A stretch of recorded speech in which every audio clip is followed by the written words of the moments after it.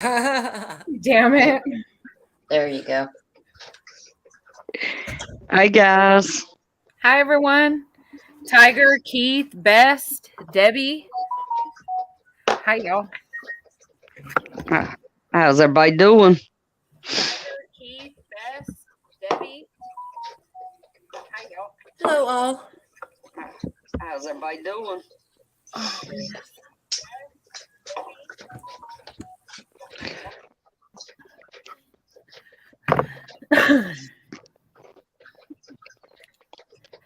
Debbie, would you like to come up with us? Yeah, I see Debbie's canning. That's awesome, girl. Right?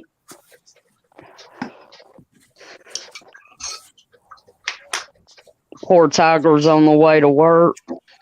Bless her heart. Have a good day at work, Tiger, and drive safe, darling. Okay, so everybody, I'm going to start getting these boneless ribs into the jars. I'm raw packing. And so this is what I'm working with. It's boneless pork ribs. They are going to process for 90 minutes. I'm going to raw pack and then add a little bit of salt, no liquid, no water, and see what happens. Sister Marie inspired me because she did it a few weeks ago and they looked really good. So it's just these hunks of ribbiness. Delicious. And this is something, once they're done, that I'd probably, you could probably grill them again, like get them cooked off and grill them. Right? Oh, Roots, those are going to be delish. Mm-hmm. Definitely.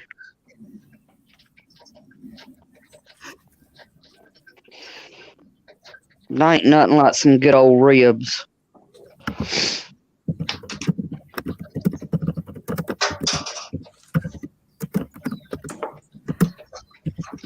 I'm hoping, I've never done this cut of a meat before, so I don't know, but it can't be bad. I mean, this is how you do this kind of rib anyway. Like you sort of boil it off first and then grill it because they are a little bit of a tougher cut.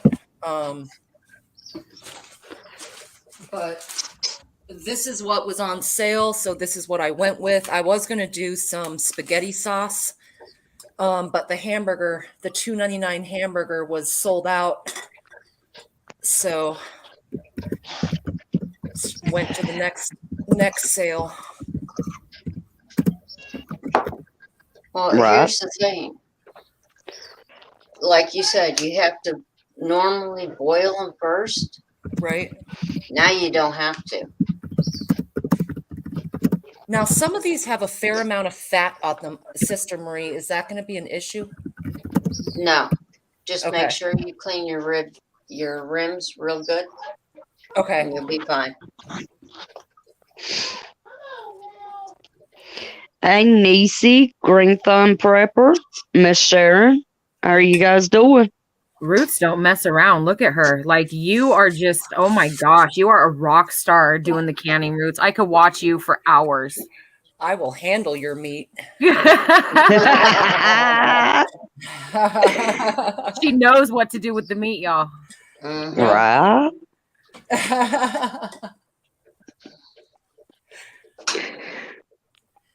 Did I hear Niecy? Oh, hey, Niecy, Green Thumb, what's up?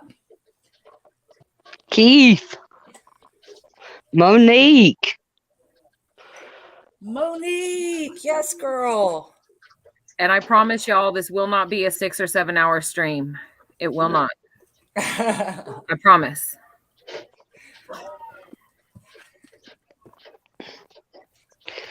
I'll be up here.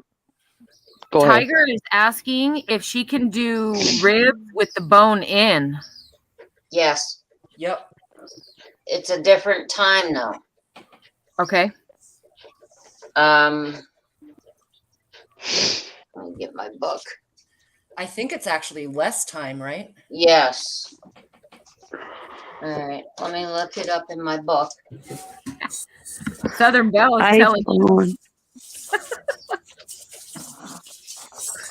Go ahead, Sophie. Southern Belle says, JR, watching you handle his meat. I can't. Oh. Okay. All right.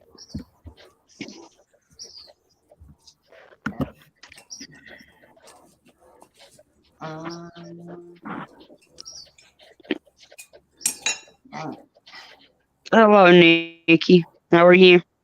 Hi, Nikki. Hi, S. Moore. How are you? Hey, Nikki. Oh, my eyes.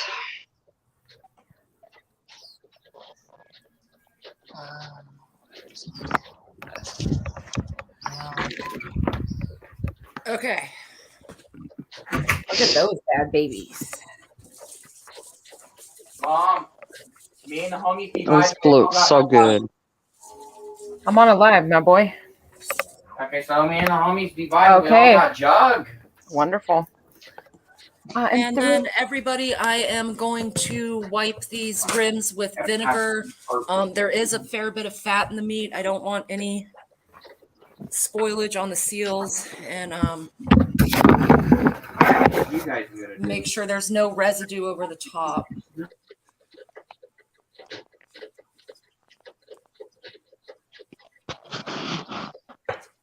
Okay. With bones, if you're doing pints, it's 65. And without the bones is 75 minutes. That's so weird how Virginia. it's less time with bones. Right. Yeah, I think what it is with the bones, they get the heat faster and hold it.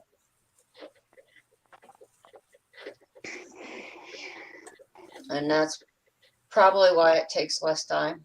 Right. Virginia Nisi wants to know how many pounds. Okay, let's see. It took me about 9 pounds it took me 9 to 10 pounds to do 6 quarts. And I'm just putting in a spoonful of salt, everybody, and which I probably should have done first, and then I'll just get them right in the canner. And this is going to make a ton of juices, hopefully not so many that I lose one. Right. There's always a risk.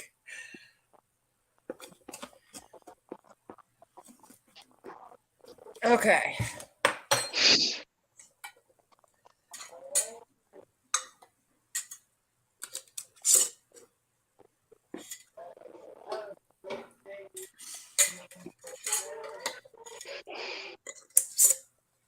And I would recommend this for any tougher cut of meat, because pressure cooking a tough cut it'll really bring it to life. Like, Right. Is it easier to? Oh, sorry. Is PJ. it? You're good. Is it easier to raw pack the meat than to pre-cook and then can it? In my opinion, this is like the easiest thing to do, period, ever, is raw packing meat. Or even like beans is pretty easy because you just pour them in. You know, you can cook them first, but with meat, whether it's chicken or beef or the pork like I'm doing now, or if you guys do venison, anything like that, I think it comes out awesome. It's basically like cooking it in a crock pot, the way it comes out so tender, you know? Right. And then my OCD, I don't like the jars to touch, and I don't like them to touch the walls of the canner, but that's my OCD. As we established yesterday, not everyone messes with it that much, but Right.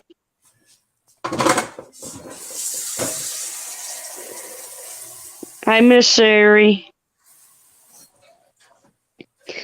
Southern Belle teacher said bones have less density than the surrounding meat. They have more hollow space than the meat of itself, and that's why it takes that less makes time. sense. Oh yeah, and guys, I'm gonna put the rest of my vinegar in this water. Also, the vinegar that I used on the tops, I always put the rest of the bowl in the canning water. And I'm looking for my little marker to tell me where to put this on.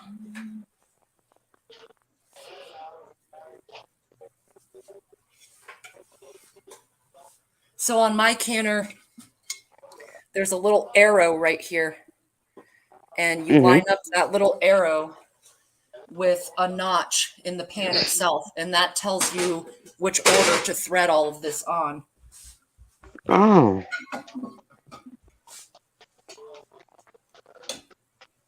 And then, as always, guys, when you tighten your canners up, do opposite screw-ins so that you level out and have it balanced so that the lid is evenly applied. So I'm going from one and across to another, and then going from this one over to this one, and just doing the opposites, and then come back and tighten them back up. Right. You know, I had actually found a canner that looks a lot like the one you have at a thrift store here locally. Right. But there was a lot of dings and all on it, so I wouldn't get it. Yeah, and if you do find a secondhand like I did, you know, look around the edges and the rims and where the connectors are for any bending or rusting. Or I got lucky, but it's not easy to find these in good condition used. Okay, guys, so I've got the fire on. I'm going to, I'll be here. I'll just be waiting for my thing to come up, and then I'm going to get the jiggler on shortly. But I got to take care of the animals. I'll be back. All right. Hi, Amar. How are you? Hey, Garrett.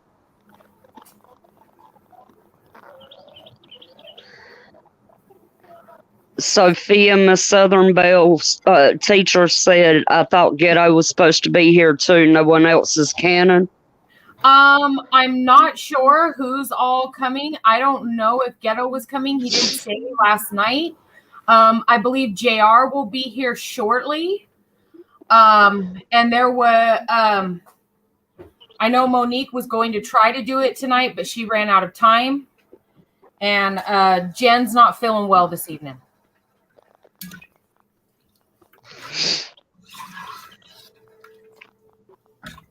Hello, son. Hi, Best Life. How are you?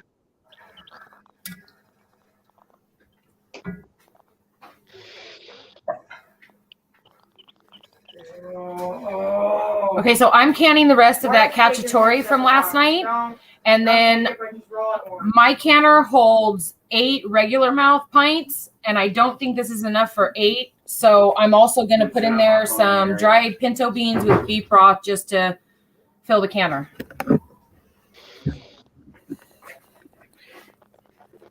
What about you, Sister Marie? Hi, Sherry. I'm finishing up the beef stew that I started last night. I still have half of what I started with. So I'll probably have a full canner. So Awesome. I bet you the house smells magnificent. Yeah, this house smells like beef jerky. How does our house smell like beef jerky? Like you're cooking, it smells like beef jerky. Honey, this is the rest of the cacciatore. Whatever, it smells good. I mean, there's still a good amount of it left, so I mean, I don't know exactly how many beans we're gonna get. Hi, Beth.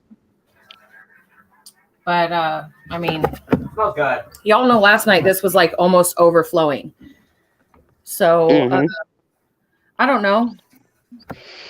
About half. We'll see. We'll see.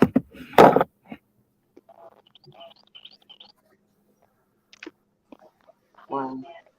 Well, last night I ran out of the broth, so I'm making broth now. And if y'all remember, in past live streams here, I was canning a lot of broth.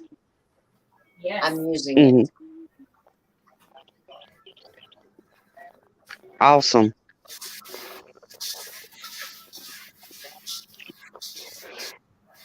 That's me. I prefer beef broth over chicken broth, actually.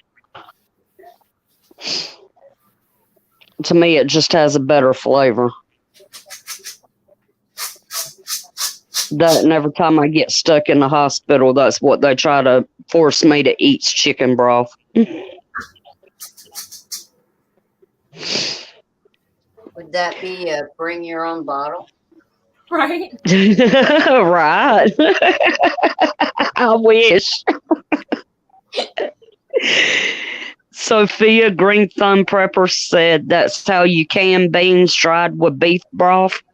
He's never canned beans. A lot of people do. I mean, you could soak them and, can them. I need to fill my canner, and I know that, like, it's not recommended. I believe that's what Roots has said, but I mean, you're going to cook them anyway. So there's that. And this stream is for entertainment purposes only. I need to get the banner up. Right. Entertainment only.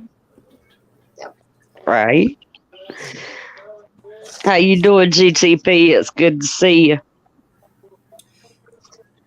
All right. Right. There's more. BYOB, bring your own broth.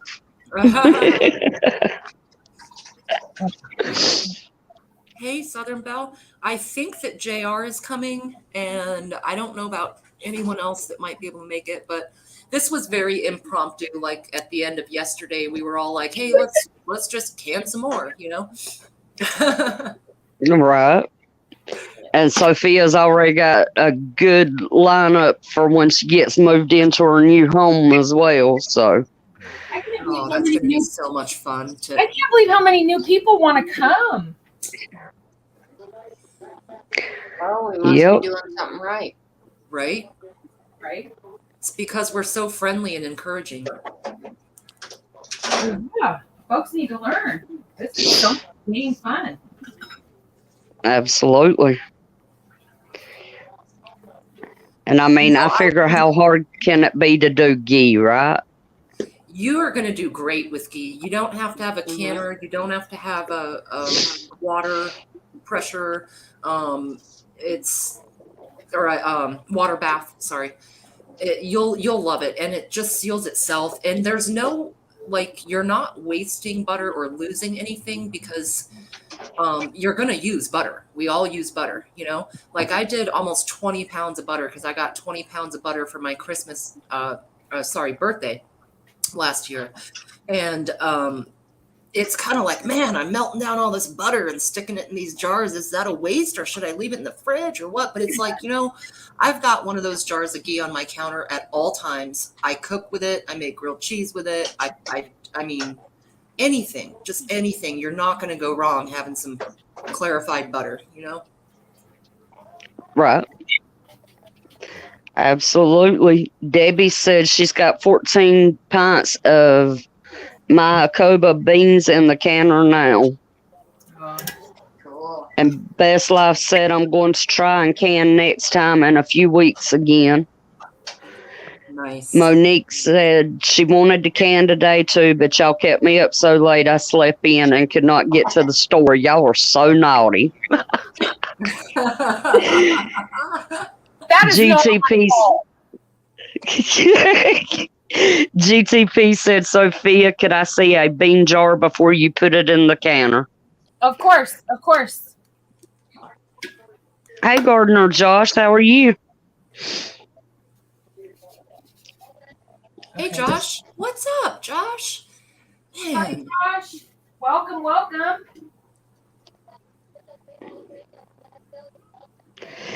We finished about 4:30 Eastern time, Miss Southern Belle.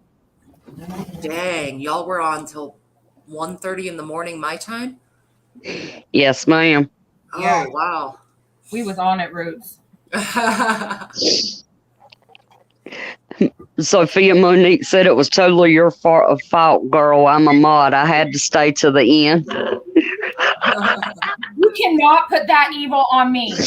You are a good girl. Not today, Satan. That's right. I gotta grab another cup of coffee. I'll be right back. Okay. So, Sophia, you're doing the rest of the cacciatore there, right? Yes, ma'am. Oh, man, that looks so good. Oh, the smell, Roots, like it is like I just want to eat it now. I tell you what, though, those quart jars that I did last night and the siphoning, they were so greasy and slippy. I legitimately had to do what Ghost recommended as far as the super soapy water. There was no wiping those off or vinegaring them. Nope. Right. That's the one from last night. Ooh, Sister Marie. And that's the beef, right? Ooh, That's the beef stew from last night. That looks so good. Oh, yeah. That looks really good. But yeah. It was, absolutely beautiful. yeah. I'm going to bring some flour to the meetup and make a gravy with the broth that's in here. Mm-hmm. And really make a hearty beef stew. Yes, I love that. Do you make like Now a roux? Do you make a roux with the flour and butter and then for the gravy? Yeah. Yeah, that sounds good. Yeah. Now I just have to label them.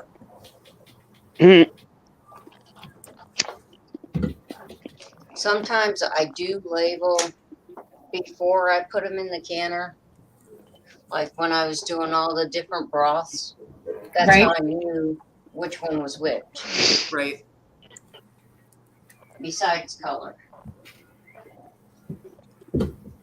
I have to admit, I kind of slack on labeling sometimes. Like if I do a jar of white beans, I know they're white beans, and sometimes I don't get the label on it. Oh, I do the same Roots, and then I'll be going back. When did I can these? Like, yeah, exactly. I'm like looking through the calendar. When the hell did I can this? Well, what's funny about doing the canning streams is we have documentation. Right? True. Oh, Marie, I think you're muted, girl. I think you're muted. Oh, shoot. I didn't hear what she said. Oh. I probably went too far away. I said true. Amar said beef stew is his favorite. Tiger said she's drooling. Ay.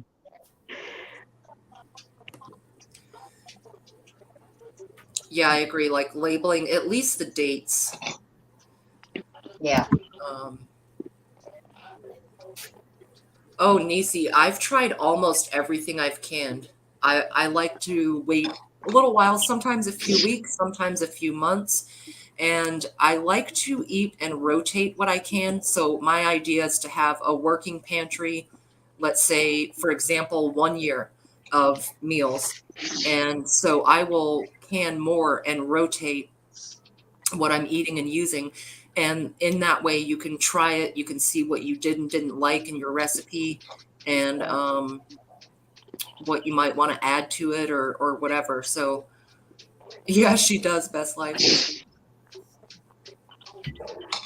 And I've tried the milk. I think I've already opened like 6 of them. Because they're so good. So I've been working the milk like probably twice a week. I end up opening one. Chris loves to take what I make to work as far as for his lunch, and especially if I do something easy for dinner and it's not something that's good reheated, he'll go right in. He'll grab a jar. He'll pop it, he'll put it in a microwave safe bowl, and take it to work for lunch the next day. Awesome. That's brilliant. Tiger said, yo, I'm on vacation come Friday. I'm going to be doing hella canning. Nice. Awesome, Tiger. Get it, girl.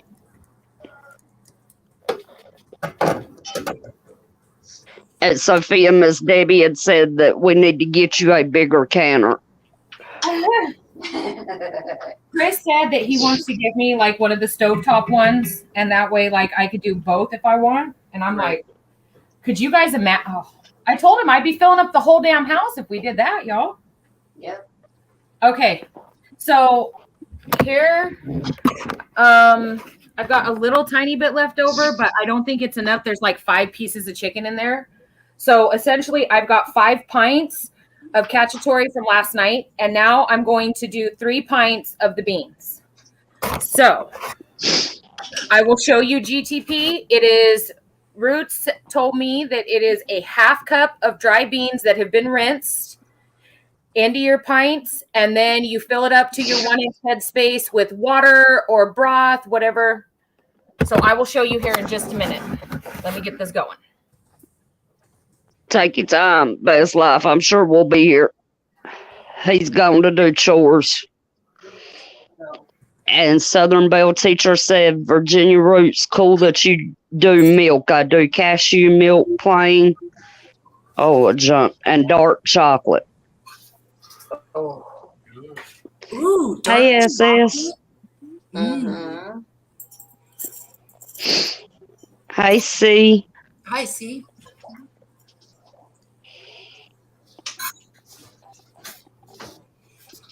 Yeah.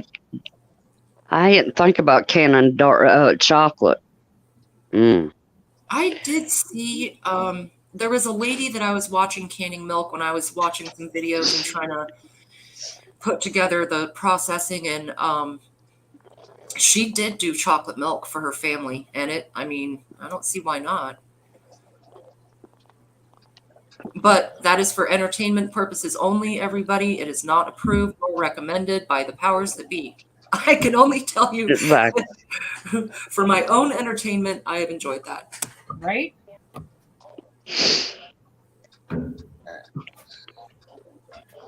Ooh, Debbie said that she did soy milk and it turned into a sulfuric mess. Ooh. That is a good question, Debbie. If Southern Belle or anyone else knows, do we need to add anything to soy or almond milk? Does it break in any way? I'm not.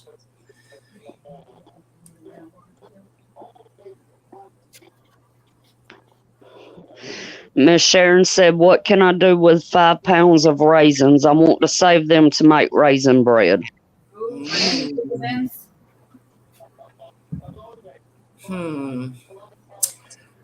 Part of me wants to say you could put them in the freezer. I don't think you can just dry can them because they've got so much moisture. I would think they wouldn't make it. They're just dried out grapes. Right? Thank you, William. What about Mylar bags? Tiger saying that she would vacuum seal them. Okay. So, probably. So they like freezer bagging them and then sealing them? William, we got it, honey. Thank you. Can y'all hear him adding this? Yeah. He's trying to help. Freeze them, freeze them up. Okay, what? Oh, paper towel. All right. Well, Sharon asked, will they not mold if she vacuum seals them?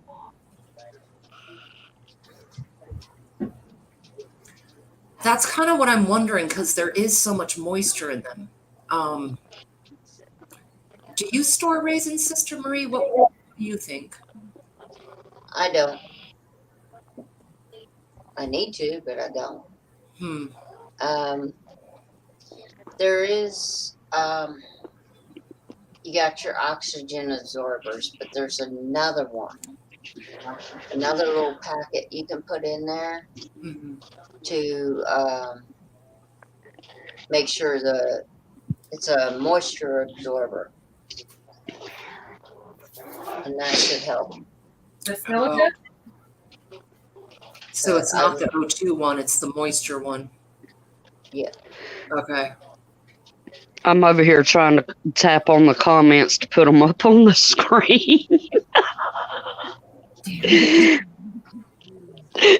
But Miss Sherry said, can put the moisture thingy in it along with the oxygen absorber.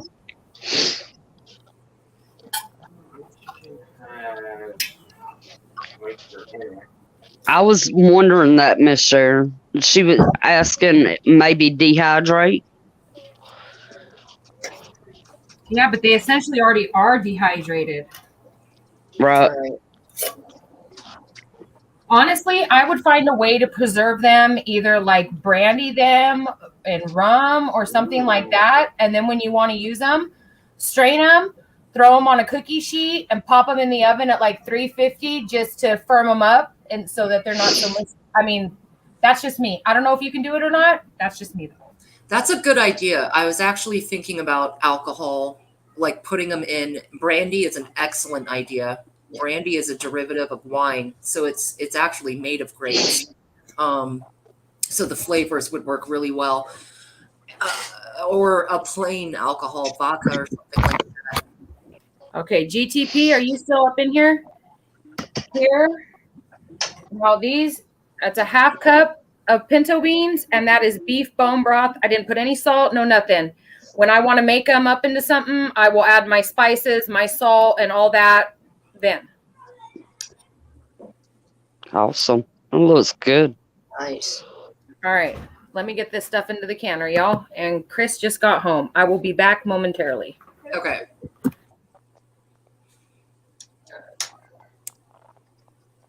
All right. I'm still waiting on the temperature to rise in the canner as well as the broth to heat everything that was left over from yesterday. Heat it through so it's a hot pack. Mm-hmm. Mm-hmm. And you're doing Hi, pints? Chris. Pints. Sorry, Virginia. Yep. Oh, it's all good. Monique said the first time she ever saw someone can milk, it was Homestead Heart, and that woman has some awesome recipes for canning. I have watched her a few times. She does have some good ideas and things.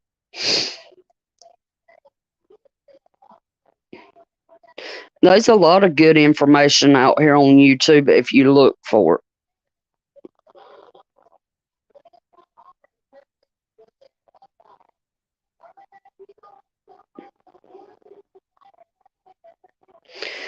Virginia, Niecy said when your ribs are ready to eat, are you going to warm them under a broiler with barbecue sauce, or how are you going to prepare them?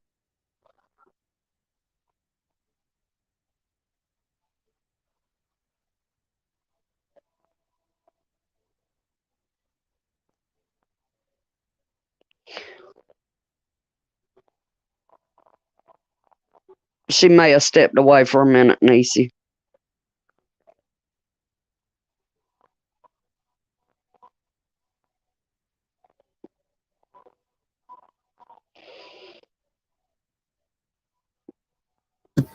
Okay, I'm here. Everything's in the canner. The canner is coming up to heat and pressure, and we'll go from there, y'all. Yep, I just Awesome. checked mine. I've just now got the steam going, so in just under 10 minutes, I'll get that jiggler on. Yeah. And Niecy, yes, what I'd be doing is probably saucing them and either throw them on the grill or maybe under a broiler, like you're saying. Because these are those kind of ribs where when you get them, you boil them anyway. You kind of boil them off and then sauce them, and because they're a tougher, boneless cut. So that's exactly what I would do, Niecy. Exactly what I would do.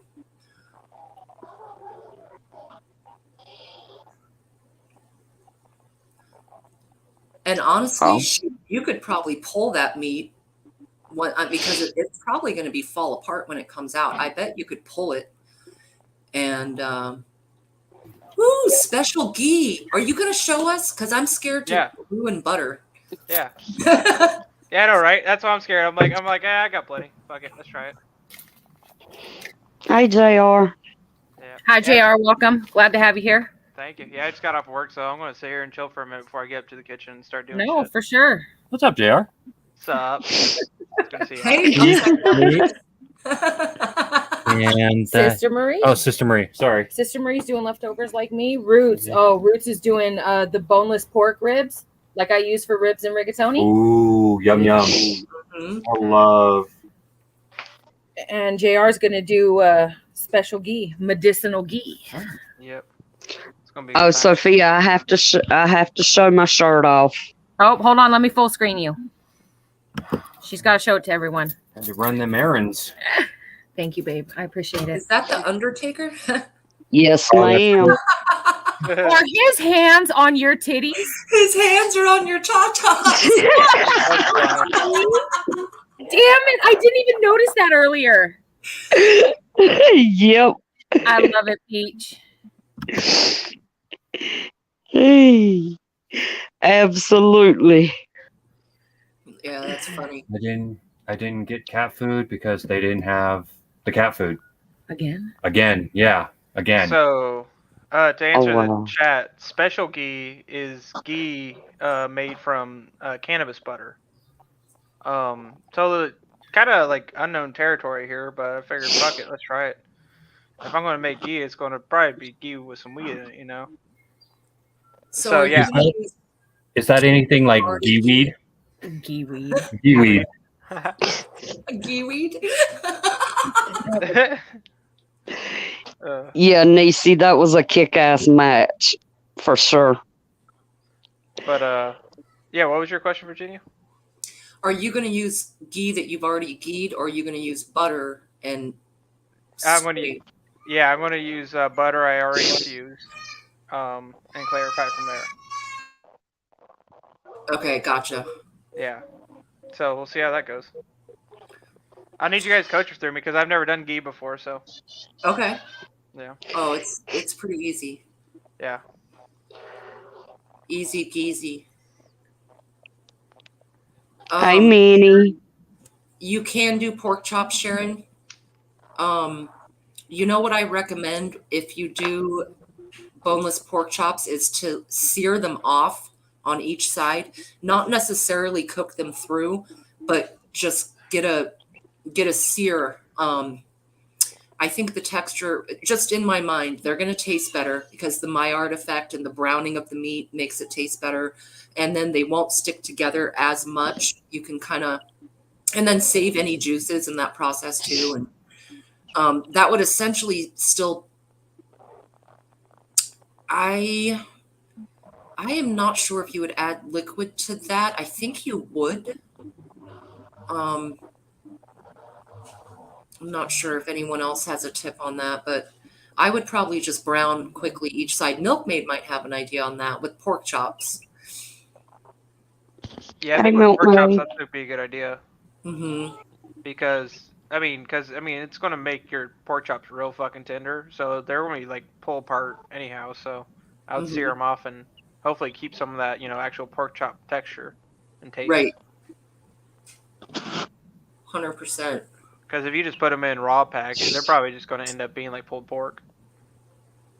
That's what I'm thinking. They'll fall apart. And they'll still taste good, but hey, Susanna. Hi, Susanna.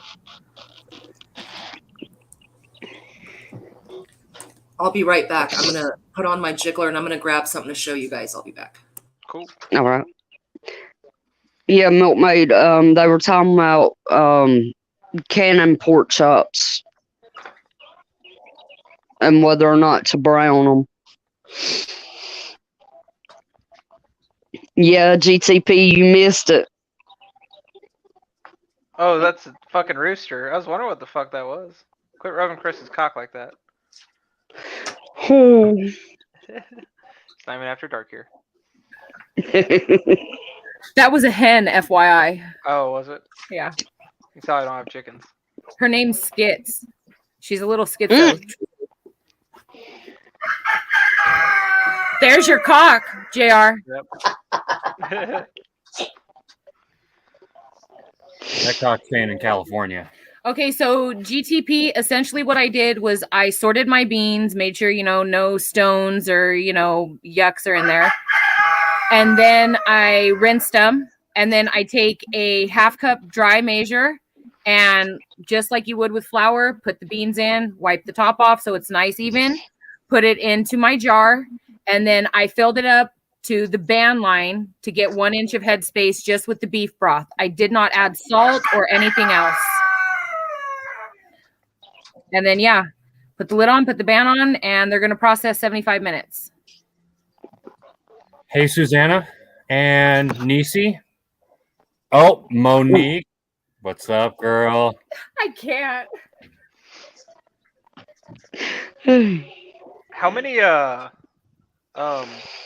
like say if I got 2 pounds of butter, how much ghee do you think that'd make? Like pints wise or half pints wise? Well, I mean, 2 pounds is equal. Let's see, each pound is 16 ounces. Each pint jar is 16 ounces. So I think, now don't quote me on this, Roots will know best. Obviously, you're going to lose a little bit. Well, you're going to lose the solids, but I want to say you'd get 2 pints. Okay. Because I got a bunch of half pint jars sitting in there, so I was just thinking about using those. Hell yeah. Yeah. Cool beans. Okay. That's going to be exciting if this works. I'm sure it will. I mean, I don't see no reason why not. There's a little bit left in here. Do you want me to bowl that for you? Yeah, absolutely. Yeah, absolutely. Hold on. I got to wash my hands after handling that chicken. Yeah, Tiger and Debbie both say 1 pint per pound. Okay. Okay, hold on. I got to put the rest of this. Milkmaid said she would brown them. The Maillard effect is everything for flavor, but I think the texture will end up more pulled pork than pork chop. Yeah. This work is good. Yeah. I love to take those boneless ribs that Roots was doing, and I make a dish called ribs and rigatoni. It is one of my family's favorites, but it is it is so good. It's large platter style dinner, okay? But yeah, you take those and you brown them, and then you braise them all day in homemade. Well, not all day, but 2 to 3 hours in homemade spaghetti sauce. And then, you put that over rigatoni and parm, and oh my gosh. Maybe for one of the shows, you can get that for Sunday dinner. Yeah. Hint. They love it.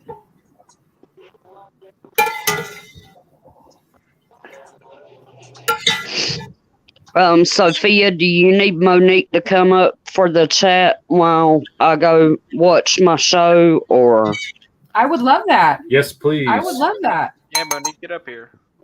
Monique, if you go ahead. She needs the link emailed. So if you want to shoot it to her, Peach, you can, or I will. Just let me get this. Either way.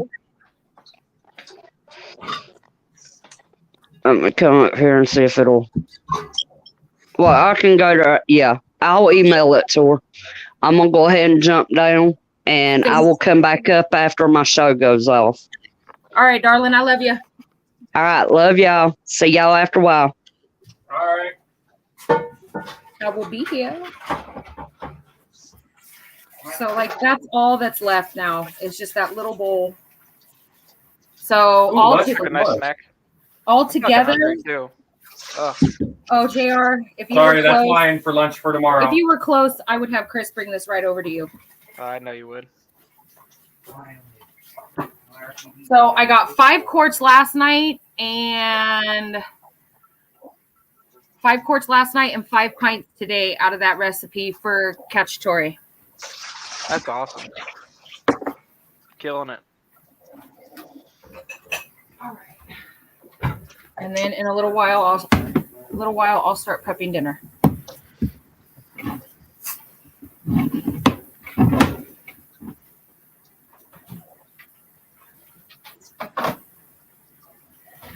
So like for all my kids' birthdays, it's kind of like a tradition that my family did. But like when it's your birthday, you get to pick like what you want for dinner, like something homemade, or I mean pizza. But like when I was a kid, it was always homemade. And my son's 14th birthday is tomorrow. And so I'm asking him, what do you want for dinner for your birthday? You know what this boy says? What's that? Biscuits and gravy. Yes. Yes. Biscuits and gravy, yeah. Mom. That's my shit. I gotta plug this in. Some biscuits gravy. Why don't you make some more coffee? We'll have a little coffee, baby. Yeah. Oh, what's up, Green Thumb? Good to see you. Bowie night. Okay, I'm live streaming, son, so be mindful of that when you're talking about the weapons in your game and whatnot, baby. All right, let's plug this son of a gun in. All right, there we go.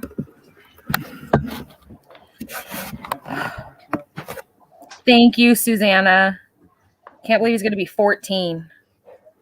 I spent 14 years on this rock in space. 14 turns around the sun. I've been alive on the rock for 14 years that's been floating in space. Ooh, Sister Marie's really getting down over there.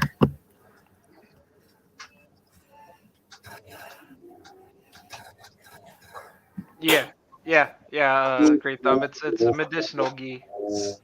Yeah, it's gonna be good. I'm doing it from butter I already infused. So. We've termed it ghee weed. Ghee weed. Yeah, ghee weed. That's what it's called now. Ghee weed. It's an experiment, so. Right? We'll see how it comes out. That's copyrighted now. There's no reason why it shouldn't turn out right. It'll be an interesting color, that's for sure. Hey, Monique. Hey, guys. Hello, darling. Hey, how's it going? It's going. Chris got the storage unit done. Storage unit done. And I mean, been. You should see the back of our truck. It looks like the Beverly Hillbillies. Oh my God. I kid you not.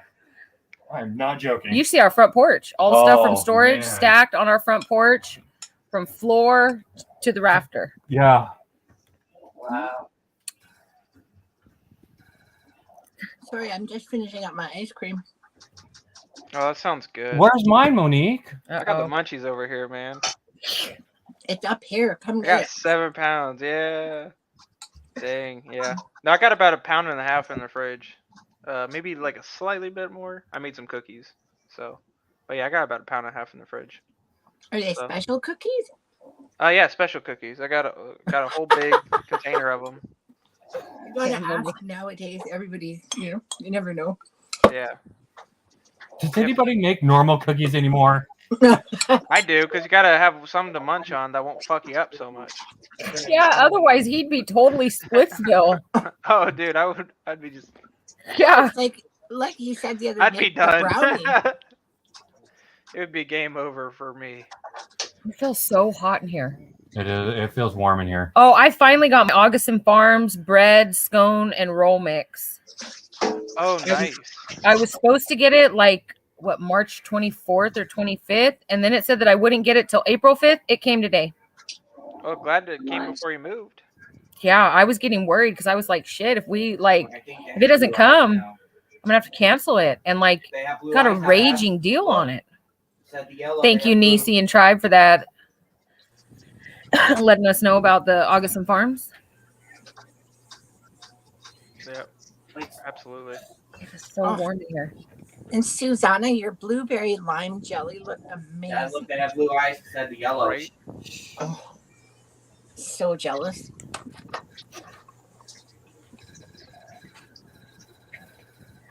All right, guys. So I have some examples of meat. Let me full screen you, Roots. Okay. So this horrifying mess is pork chops bone in, and this is what happened when I just shoved them in. They ended up kind of clumping together. They did their thing. The meat kind of fell off the bone. So when I do use this, I actually strain it. I save the juices for the gravy, and then I go through with my fingers and take the bones out. I do not recommend doing this. The bones just get too brittle, and they're maybe if I had seared them off, they wouldn't have done this. It's still perfectly edible. It's perfectly fine. You just have to be really careful because it did kind of fall apart. There's almost no way to can meat and have it not look like hell. Like it looks yucky. It just looks weird and gross, but generally it tastes pretty good. And then I couldn't find my sausage. I was going to show you guys my sausage, but I did find these. Settle down, Chris. I did find these bratwursts that I did, which look, she did brats. So what I did is I poked holes in them. I probably could have got a few more, as you can see, but I didn't know what I was doing. But I poked holes because these will explode on you.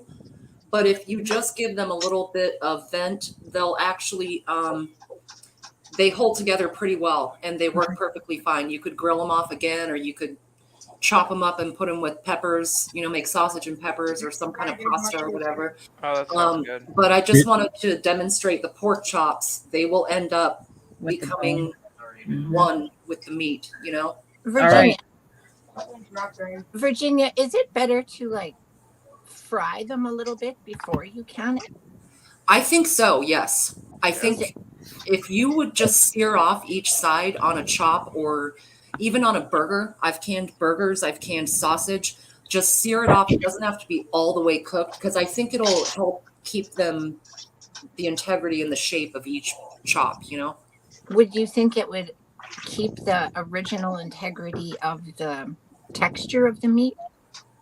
I think it'll come out even more tender because pork chops they don't have a lot of fat, and fat is where you get flavor and the juiciness in meat. So honestly, pork chops come out really dry, really easily when you just cook them on a stove or whatever. But pressure canning them, in my opinion, the texture comes out better. It's not like a classic steakhouse pork chop, but it's good. Yeah. I got a question, Roots, on the brats. Did you add any fluid? I am going to give that a no. I didn't add fluid to that or to the sausage patties that we did. It makes its own juices, and it will gather a good couple of inches of fat on the top just from the sausage itself. And that's actually, use that because if you were going to make, let's say, biscuits and gravy with some sausage, you've got that fat to make your roux with, right? Yes. I want to do that one time on the canning party. I want to do brats. Okay, baby. I want to do brats. I want to see you do them. He's real serious about his sausage, if y'all can't tell. There were so many jokes in there. I'm like, I know. Together. I know. That's right. Bring it. Let's go. Come on. Easy, Big Daddy. Easy. Right? Settle down. No, Sophia, when you get to the new house, you totally need to get the stovetop canner and be rocking both. Yes, because you know what? Like my stove here is electric, but the stove at the new house is gas. Propane. Yeah, but it doesn't matter. Oh, that's different. That'll be a learning curve. Yeah. Cooking with gas. I have not cooked on a gas stove in 14, 15 years. Yeah. About as long as I've been alive. Yeah, 15. because that's when we lived with my mom, and she had the gas stove. Yeah.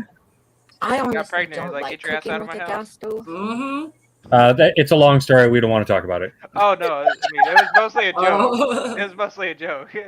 No, it kind of went like that, though, in a okay. sense. Okay, that's what I said. My dad passed away. We got married. I got pregnant. I had William. My mom met a new guy, got married, and it was time for us to be on our way. Yeah. Yeah. Wow. I gotcha. Happens. It's It's all right. It all worked out for the best. Look where we're at now. Yeah, right? Right. Yeah, in a week, we're going to be somewhere else. Shush. Yeah, you guys gonna be really good. A week from today. A week from today. We're going to be leaving.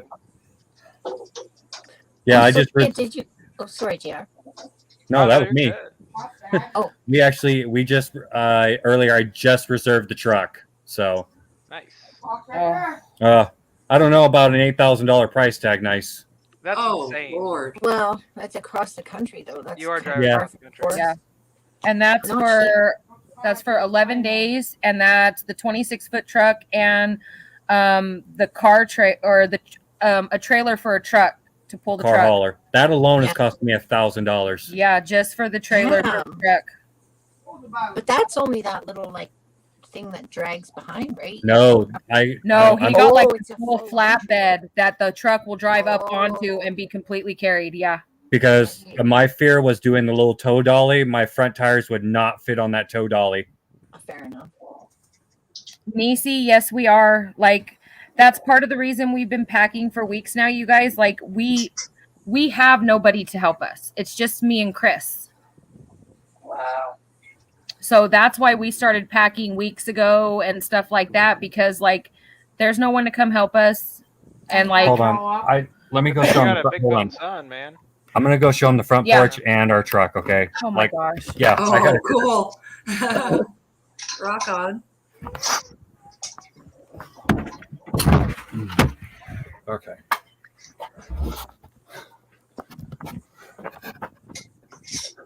Oh wow. Yeah. It is literally stacked up high. Everything. Okay.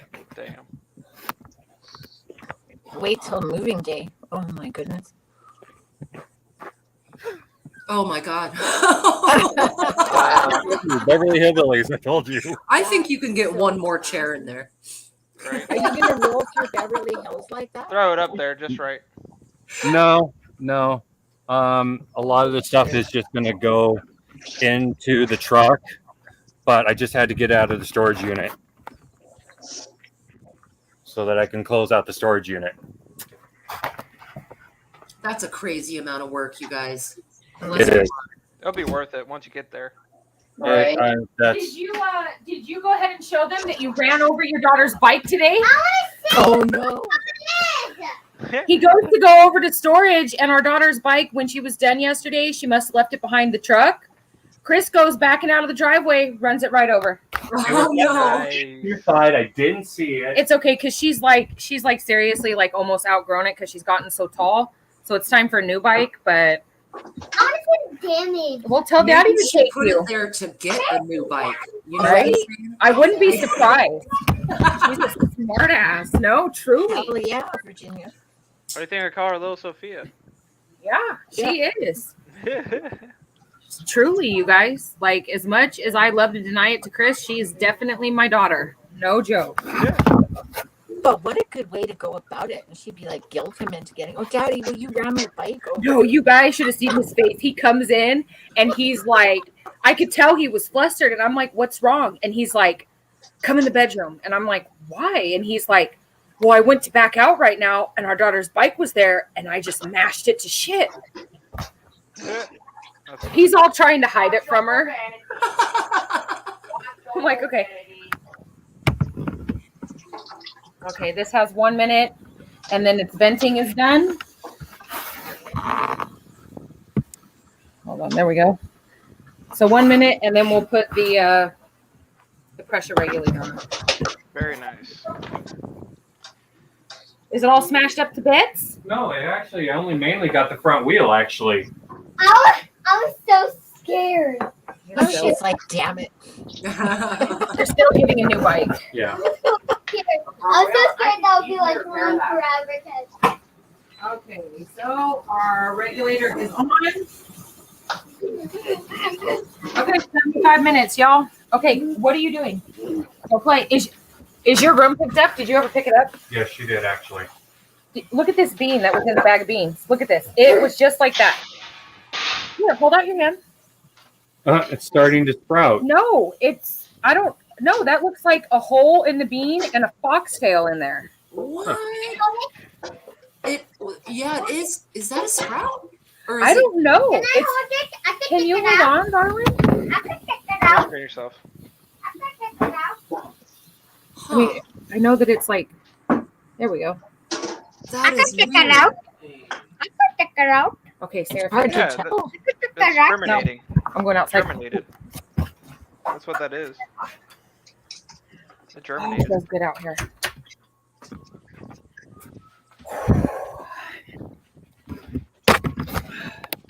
Oh, Sophia, I meant to ask, did you ever get a hold of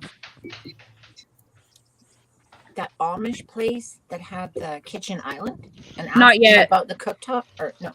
I'm going to do that.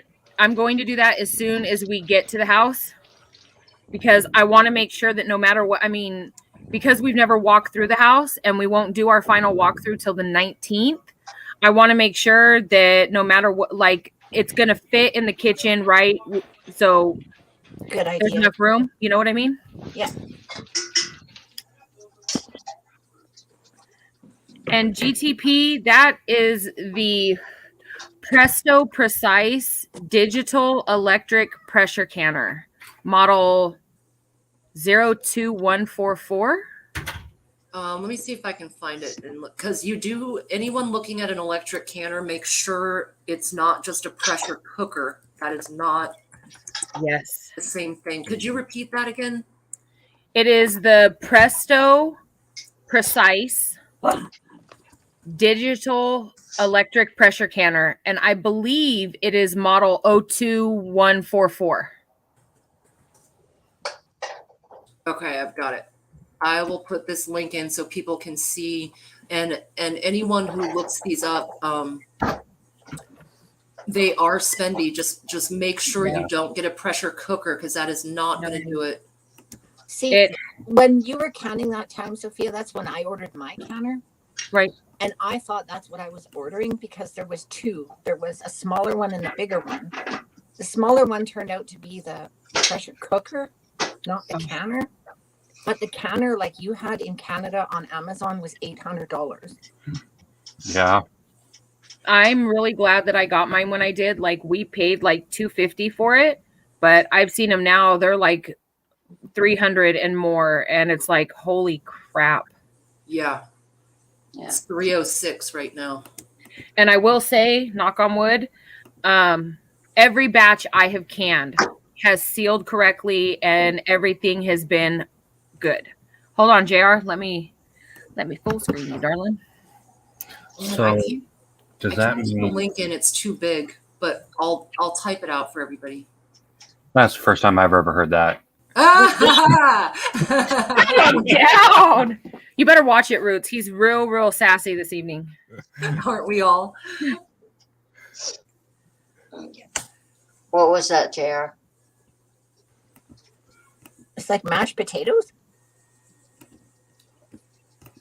Oh shit, that link didn't work. Sorry, guys. You're muted, darling.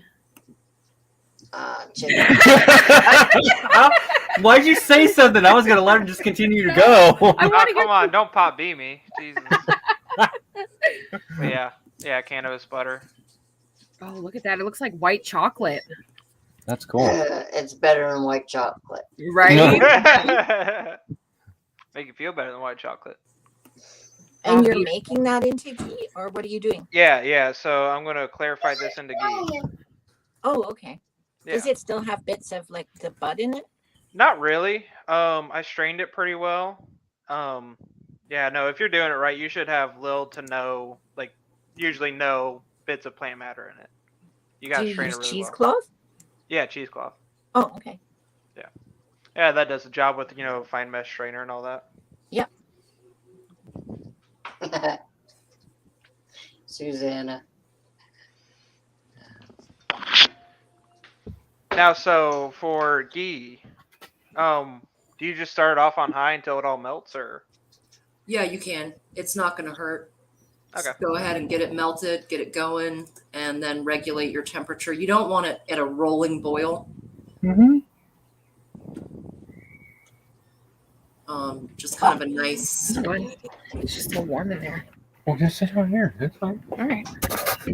So now, when I get man, this you butter smells a wonderful. regular canner, I'm gonna be running both. how about I my run house is about to reek. No. Yeah, your house is going to reek. Yeah. Absolutely. Last night, Nisi, if you hold on when I go back in the house, I will have Chris get one of the crates. We've got They're big plastic crates, and Chris is lining them with cardboard and packing them. And when we go in, I'll show you. Yes, Sharon, the Nesco 9.5 smart digital pressure canner. I've heard about that one. Mhm. Rose Red Homestead she's got several videos with all different electric canners and stovetop. She is amazing, y'all. Check her out for sure. I'll grab her link. She is amazing. I watched her a few times over this last I year. remember that was one of the first things I started because you talked about canning, and so I started looking that up. Hold on, I want to show That's Nisi. gonna be a lot of fucking ghee. Oh my gosh. Oh Well, man. JR, I remember like 2 years ago, I grew a bunch of the plants and I was making the tincture, but I had to decarboxylate it. Oh, my house just reeked. Yep. Oh, man. I got it. And I couldn't open the windows Sorry. because all the people walking by would be so obvious. Right. Moving these jars. These jars are clean, yes? Yes. It's funny, even when it's legal, like you're They still clean paranoid them about it. You I know. was super paranoid. Okay. Man, it's starting. Oh, Out. you can smell that. That like hit me like a truck. Okay. Can you please hold on? Go get a snacksy. I don't want to. Well, if you're I'll hungry, have a snack, see? go get a snack. Okay, skadoodle. Okay, Nisi.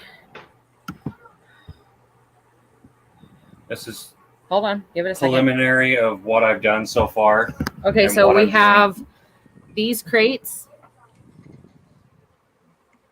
Okay. He's got the whole bottom lined with cardboard. This one isn't done yet. He's got to put around the top. But this one, It's almost done. So what I've done with this is doing this, but I still gotta put.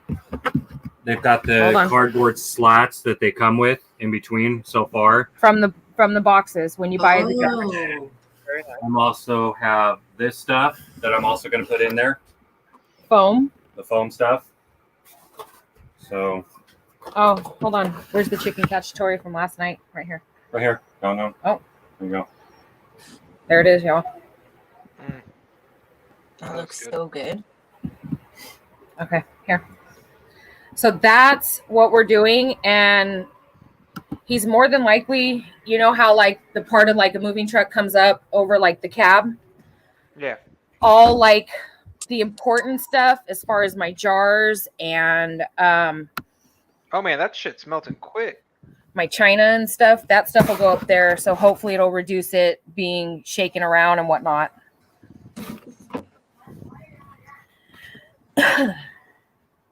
Man, this is gonna turn out. I can't wait like to see like the final color of it. That's gonna be Right. wild. yeah, it does go pretty fast. I've even scrambled and made ghee from frozen butter. Like Huh. one time we were doing ghee and I didn't have it pulled out in time, but it melts down so fast. Yeah. I don't even got it on like full on high, and like it's probably about halfway there already.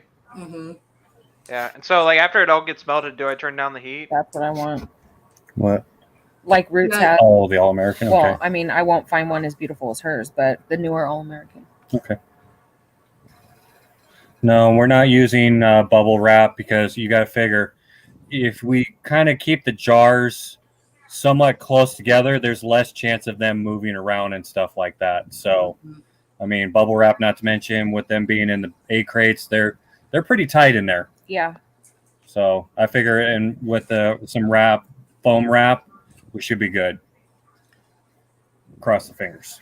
Right. Better knock on wood. Okay, so after it all melts, what's the next step? Do I turn down the heat or what? Yeah. So keep it at just a little bit of a simmer. Like you don't want it boiling. You don't want it aggressively boiling. Every now and again, I always kind of stir the top a little bit because I'm bored and I feel like it. But whatever you do, do not stir the bottom of the pot. All the solids, the milk solids are going to go down there. They're going to cook. They're going to look pretty nasty at the end. You're going to think you ruined your pan, but you didn't. Because the whole process, what you want is all of that material on the bottom. So, but you don't want to aggressively boil it. Just let it kind of simmer, and you're going to be looking for it to stop steaming. And that means all the water has been cooked out. So it'll steam and simmer for quite a while, depending on how much you did. And then once it goes clear and you don't really have any foam and the steam stops, then you've completed the process. And make sure you get jars in the oven at about 220, 230 degrees, because you're going to put this into hot jars. That also sterilizes the jars in the oven. I had a question. Yeah, so I did about a little over a pound and a half. Mm-hmm. So what should I bring out, like 4 half pints? Yeah, you have some 4-ounce jars. It'll probably take about 3 of those. All right, cool. Oh wait, no, that's not right. Me no math. Hold on. Wait. Okay, you did a pound and a half, so you did about 24 ounces. Sure. Yeah. So I got half pint jars here I'm going to use for it. Okay, so that'll probably be about 5 of those. 5 or 6 maybe. Maybe prep 6 just in case, but I don't know if you'll get to that 6th one. Okay, sounds good. I'll do that. Yeah, this will be interesting.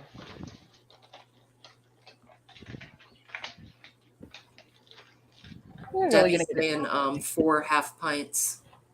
What? Yeah. Debbie says it'll be 4 half pints.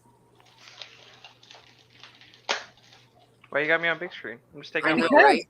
We are really evaluating the situation. We got to be able to see. Man, I'm just a sex object, aren't I? Monique, get the binoculars out. Yeah, where's the binoculars? Get the binoculars out. Damn it, where's Please. my monocle, Chris? I'll be 2 seconds. All right. Here she comes. She's gonna come and scope it out. I mean, if you prep too many jars, JR, it's no big deal. If you don't have enough, then it sucks and you don't have a hot jar. So just I'll have 6 out. Yeah, just have them ready. Yeah.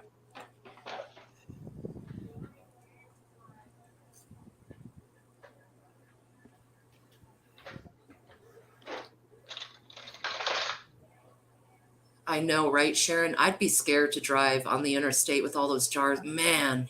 You guys, I am. I'm like. I mean, if Ghost can do it with, like, what do you say, like 1,000 jars or something, Ghost and he only lost 1, mm-hmm. and he went 1,000 miles. I mean, those are. I'd be worried about the mountains, honestly. Yeah. No, we're staying away from mountains. Fortunately, most of ours is going to be flat land. Yeah. Now, I'd be worried if you're going through Colorado or something, then yeah, I'd be worried. But seeing that the route we're taking, it should be pretty flat, I think. Best. Oh, I was in the past. I'm in the present now. Oh. I'm going to check my jiggler. I'll be right back. JR, if you have a question, just give me 1 minute. Yeah, you're good. Okay, I'm at the venting stage before you put the jiggler on. Right. So I'm going to step out. Well, Go that's for it. Go for it, darling. Holy cow, Susanna, 8 pounds of butter. Ooh-wee. She says she's going to send it to you, JR, for processing. I think special processing is probably what she means. Yeah, I figured. And Susanna says you would only go through the mountains in the west if we had to travel through Colorado. Yeah. That's why I'm saying you got to figure we're going through Arizona, New Mexico, Texas, the Panhandle of Oklahoma, Illinois. Is it Kansas. Illinois? Kansas, that's the one. Kansas, Missouri. Oklahoma. You already Or said Ohio, Oklahoma. sorry. Ohio. Ohio is right before Pennsylvania. Yeah. Yeah. So I think we'll be okay. I think most of that's flat. Well, we'll see. Oh, Ohio's definitely flat. I mean, Yeah. southeastern Ohio isn't, but most of it's I mean, so is Kansas, isn't it? I mean, Kansas is flatter than fuck, dude. I fucking hate Kansas. I drove all the way through Kansas from one end to the other. That was terrible. Oh, man. Hey, Careful, son. I'll be getting them MPGs then. Yeah, right. In a 26-footer pulling a freaking Dodge Hey, 1500. you know what? Shh, don't tell anybody, but I'm going to leave the overdrive on when I'm driving, okay? Now, typically you don't do that when you're towing, but it's not my transmission. Now, Chris, hand me that coffee. JR, show us the guns. Oh. Yes.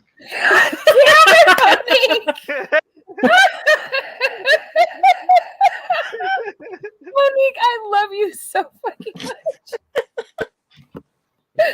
Hell yeah. Oh, look at that poser. That's the secret to nice looking arms, everybody, is hit the triceps, not the biceps. Yeah, we know. Makes up 2/3 of the arm. No, he's lying. There's a lot of I think that's mainly in the forearm stuff. Yeah, but he may, really put on a show for himself. So really get the full arm. Oh, full extension? Yeah. Make it rain, Nisi. Oh my god. Nisi. No, that's for Chris with his little cut off shorts wrapped. Oh. I'll be standing there making that rain. Absolutely. I thought you were cheating on me there for a second there, Monique. No, don't worry, Big Daddy. I got you.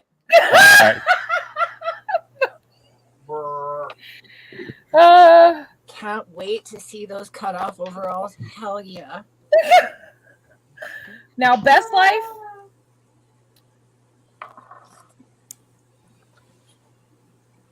I'm kind of screwed in that department, so. Best is giving us the 411 on the bicep situation. Hold on, let me write this down in my notes.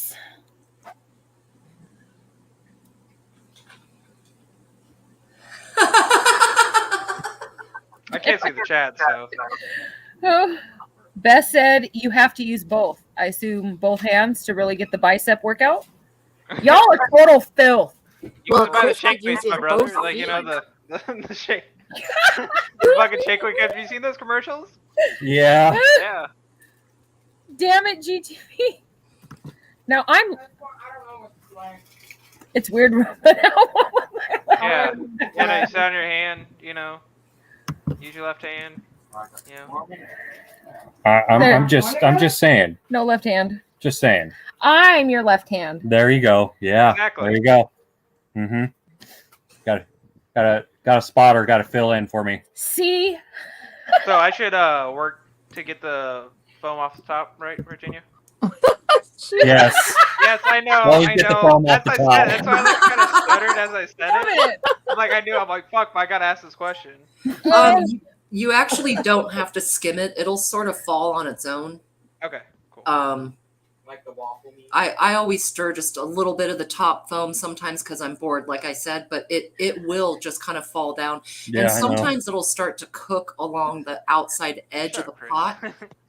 Sometimes I'll spoon that out of there. But yeah, you can eat the skim. Green thumb pepper is right. Are you a big spooner, Virginia? I'm a small spooner. Okay. And I prefer a spork. But if you save the skimming, it's really, really good on potatoes. You can cook with fruit.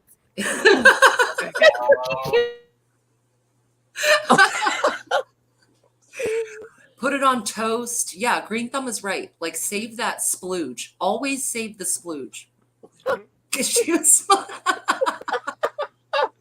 Whenever I make ghee, I have a small bowl of splooge in the fridge for a few days, and I use it on all kinds of shit.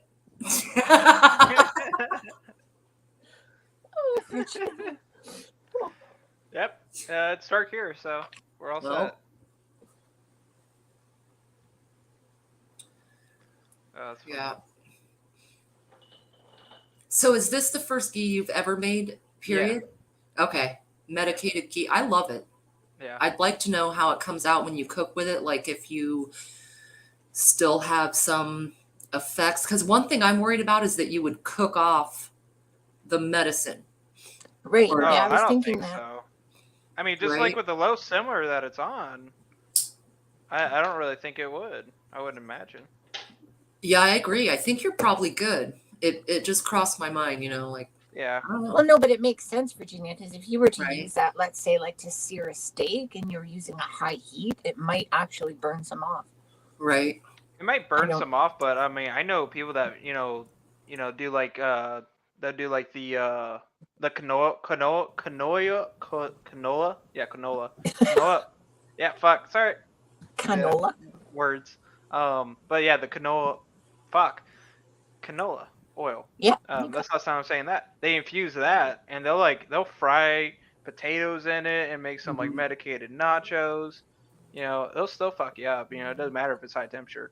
Right.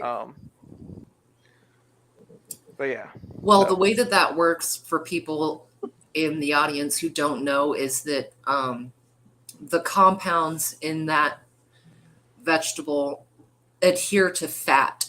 Yep. So that's why you'll see people making can of butter or oils. You'll see people putting them in meat sauces too. Well, it's adhering to the fat, and that's how it distributes it. It sticks to that. So you can actually do, let's say, a whole handful of vegetable material, some kind of lettuce or something like that. And when you process it in the fat, all of the properties that you want from that lettuce, devil's lettuce, will be in the fat, and you throw away the rest of the vegetation. That's all garbage because you took everything you wanted out of it. Yep. You got it. Virginia, know what's up.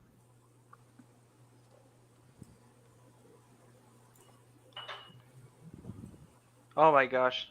It's going to turn out so beautiful. It's like dark. I'll start show you guys here in a second. Please do. Debbie is totally right. The medicine is going to sink to the bottom. You're going to have probably more material and colored material down there because it's a can of butter. This is new to me too, though. I don't know what color it'll be. I don't know. I'm not sure, but save it. Don't throw that away. That might even, ironically, that might be the best part of the medicine is the splooge. Absolutely. Yeah. Here, put me on big screen. I would take all that splooge and literally make like Irish soda bread without like the raisins and stuff and put the splooge in the Irish soda bread. Oh, I have never even heard of raisins in Irish soda bread. Some people put raisins in. Ugh. Blasphemy. That looks perfect, JR. It looks, it's really dark. It's a lot darker than just butter, but that's what we expect. So, yeah. Looking good. Very cool. Thank you. Yeah. Right, Sharon. Oh, man. The morning toast, that's all. Right? Mm-hmm. I can talk about wake and bake, man. Ooh. It'll be a good day. Yep. If I remember it. I'll be one hell of a nap. Oh, man. You could even double up and use some of the still that ghee. Butter in your coffee. Yeah. No, that ghee is going to be, still pure fat. So, you still got a lot of the fat. I do think probably, I wouldn't be surprised if you're right on that, because a lot of the oils and stuff sink to the bottom. Mm-hmm. That, maybe a lot goes there. But, I still think on the ghee, you still get nice medicated because, it's still just pure fat. It's just the pure fat. You could totally use that ghee and make one hell of a grilled cheese sandwich. Oh, man. Oh, my God. That sounds so good. Oh, that just popped in my head. I was like, he got so excited. Shit. His face. Yeah, man. Dude, I don't know, dude. That's why I'm doing ghee, man. Because the possibilities are endless. Yeah. Well, yeah. I use ghee for grilled cheese. I melt a whole bunch in a pan, then I dip the butter in it and make sure it's all totally really soaked because it gets so brown and golden. It's so good. About how long usually does the whole process take with ghee? Well, you're doing 1 pound. It's not going to take that long. To be honest, I've always done 4 or 5 pounds. It takes me a good 45 minutes or so, but for you, it's not going to be too long. I'm sorry I can't answer exactly though. I mean, you're you're not good. far. You're getting there just from what I saw. And if you dip down and look and see if it's still steaming, that kind of tells you how much more water you have to cook off, you know? Yeah. Hold on. I need to get my freaking. I had a pan in the oven, didn't even realize it. I probably tried to put the jars in there. I'm like, oh wait, I'm putting them on something. Melting pans. Look at JR. Yeah, they're not melting. Okay, so It's metal. Best Life and Green Thumb are talking about dabs. What is a dab? Dab is an extract from cannabis. There's a couple ways to make dabs. You can do it with a kind of heat press type thing where you press it out of the bud with, I don't know, I forget the exact heat, but yeah, you pretty much, it's like a heat press. You know, it's like you press it and it's, you know, the press is heated and it extracts all the, I guess, oils from it, and when it dries, it's like dabs. I mean, it's shatter. Oh, so is it like hash? I mean, it's another extract, not quite like hash, but yeah, similar, I guess. You know, it's really high in THC. It's, you know, it's a very THC concentrated thing. Oh, okay. So it's like hash in that way, but it's also different from hash because it, you know, smoke's completely different. Oh, yeah. It's very highly concentrated, Monique. It's like JR said, there's a few processes, but it's way stronger. Right. Yeah, than just smoking like a joint or something. Right. Like I've tried hash, but I've never heard of the term dabs. I don't know. Yeah. It's kind of like a butterscotch candy. Oh. It's like a yellowish orangey color. So it's just pure resin. Yeah, it's pure resin, like the golden resin, not the burnt used resin. Right. Okay. Yeah. That makes sense. Okay. Interesting. That's a good philosophical question, Yankee. Is bonus ribs still ribs? It's a good fucking question. Hi, Stars. I'm so Hey, happy you're Stars. here. What's up, Stars?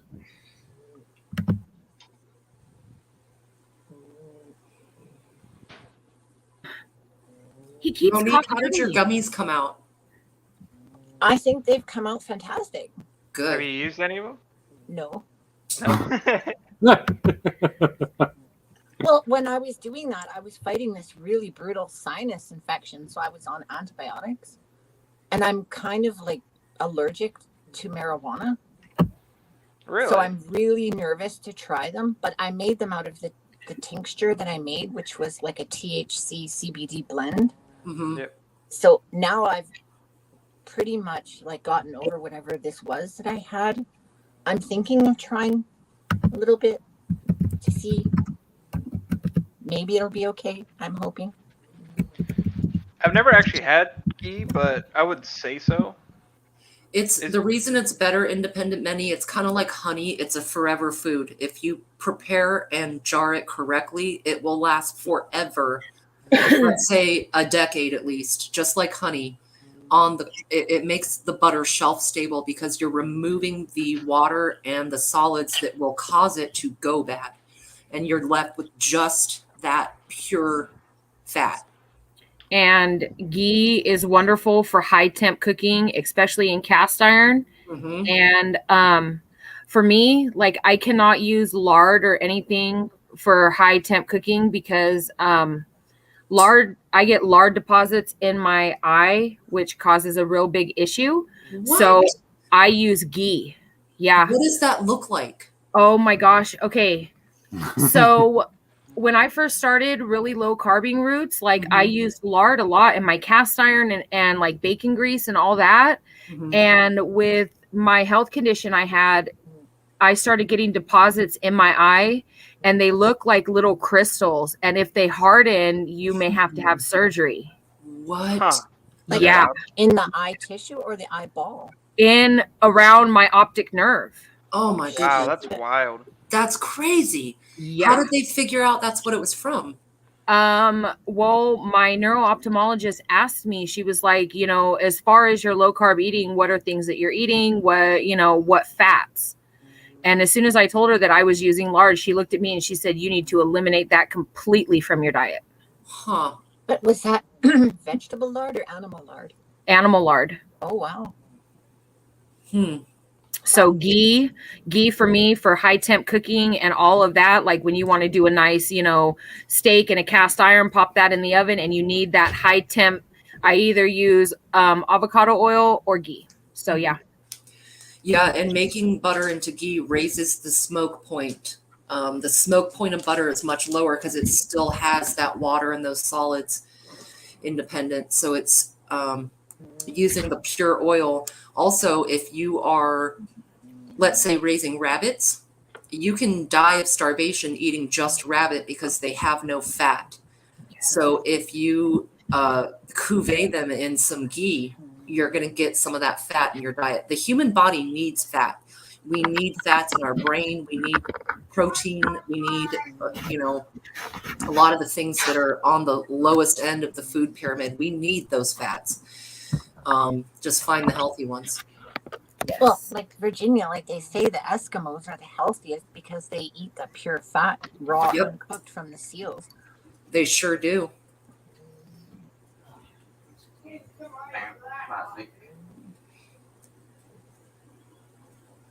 Oh, and Susanna would be right. That ghee on like pancakes or French toast. Ooh. Settle down, Chris. Yeah, that would be good. Or crepes, like Susanna said. Yes.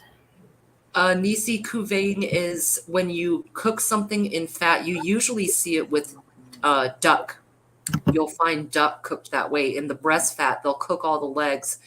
And I worked at a restaurant that prepared it this way, and I can't stand the smell of simmering duck because we would have to cook it all day, and it would get in your skin. It was just like, ugh. But anyway, it's all that means is that you're cooking in fat, but the temperature of the fat is so low that you're not deep frying. It's like braising in fat, but not confit. Yeah, thank you, Green Thumb. I said cuvee. Cuvee is a different cooking thing. Confit. Cuvee is when they do a water thing. It's kind of like a pressure thing with water. Anyway, confit is the duck. You can do it with any fat and any meat, but it's low enough temp you're not frying the meat. It's kind of hard to describe.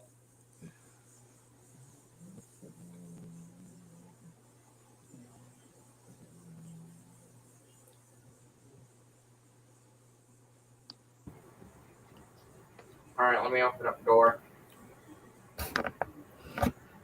Okay. It's all wonky. That's because. Hold on, let me pick it up.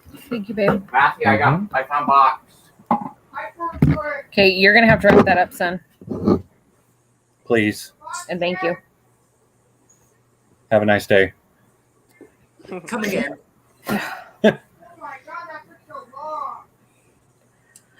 Oh, the sous vide machine, man, those are expensive as hell. But if you ever see a sous vide, it's like you do this bag with kind of like a food saver, but then you cook it in this water. So the food itself doesn't get wet. It's in this bag thing, or you can do actually food in the bags. It's kind of a trip, but it's kind of like pressure cooking. You get a really tender meat out of it.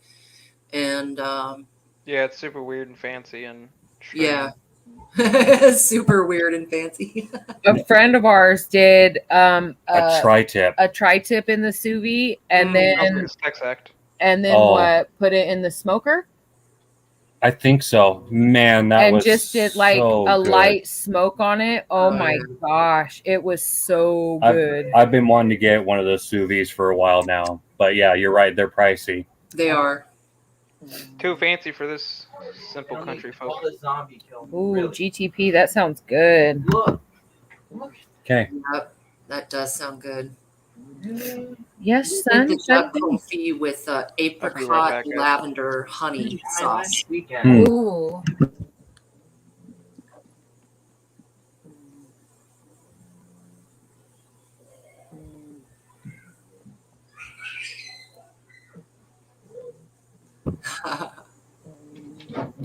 I have never had duck. I'm not personally a fan. I think if it's prepared right, it is pretty darn good. Like the duck confit we did had apricot, honey, lavender sauce, and we actually grew the lavenders out in the garden of the restaurant. And anyway, because it was cooked slow and low in that fat for so long, it came out really freaking good. And the legs too, really good. I gotta get dinner going. Okay.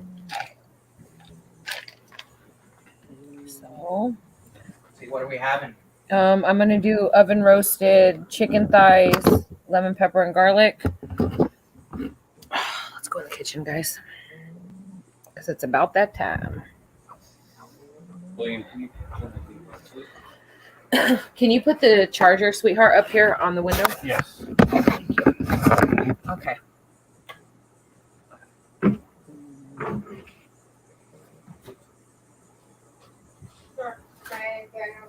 For 57.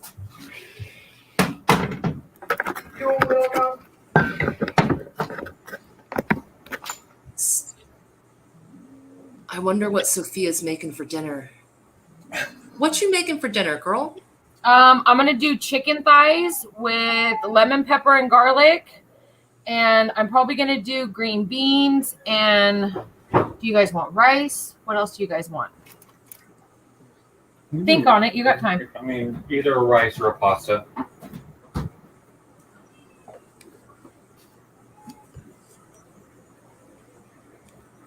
Okay. Can everybody hear us? Yeah, I can hear you. Oh, okay. Yeah, nobody answered. Went, hello? Yeah, I was reading chat. Susanna's killing it with a recipe for duck. Orange, apple, onion, cinnamon, rosemary, thyme. Yes. Yeah, you can pour it in there, honey. I need my foil, baby. Okay. If you would. All right, I'm back. I think my ghee's almost done, if not done. I'll show you guys. Well, let's take a look. Honey, make him full screen. Oh, not yet. I don't want to get my camera on yet. Give me 1 second. Get dressed, JR, for fuck's sake. Put on pants on. Come on, Virginia, we know better. This is YouTube, not OnlyFans, okay? I'm sitting in the room. Nisi, I cook pretty much every day. If I get anything baby, I need out, more. it'll be like a pizza maybe twice a month. Fully covered. That's actually what I'm doing right now. Like, this is the first time I'm ordering out in probably like 2 months. What I'm doing right now, I'm ordering food. What's for dinner? Some cheap ass Domino's. So getting a Philly cheesesteak sub. Yeah. And they make this like really nice sweet barbecue chicken. Nothing crazy. It's cheap, it's good. Their sandwiches are pretty good. Yeah. Yeah. Their pizza Sandwich is my shit, favorite food group next to pizza. I fucking love sandwiches. Mm-hmm. Oh my gosh, I'm always fantasizing about sandwiches, man. That's funny. I do too. Right. Is that like code word for something, JR? Well, I mean, it can be if she wants it to be, but. Oh my goodness. There's a Jersey Mike's out here, and they've got the. Dang it, I can't remember what it's called. I think it's the Club Supreme, but it's roast beef, turkey, bacon, and then a bunch of other stuff. And I love that damn thing. I daydream about that sandwich sometimes. I only have it like once a month.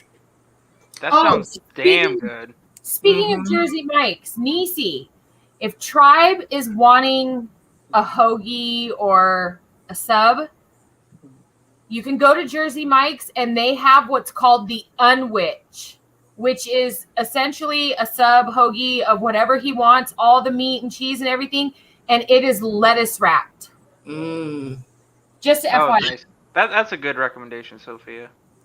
It's hard to eat out when you're going like, keto, low carb and shit. Yeah, it is. It is. I think they do like a little bowl too, right? Like you can just get whatever your sandwich flavors are in just a container.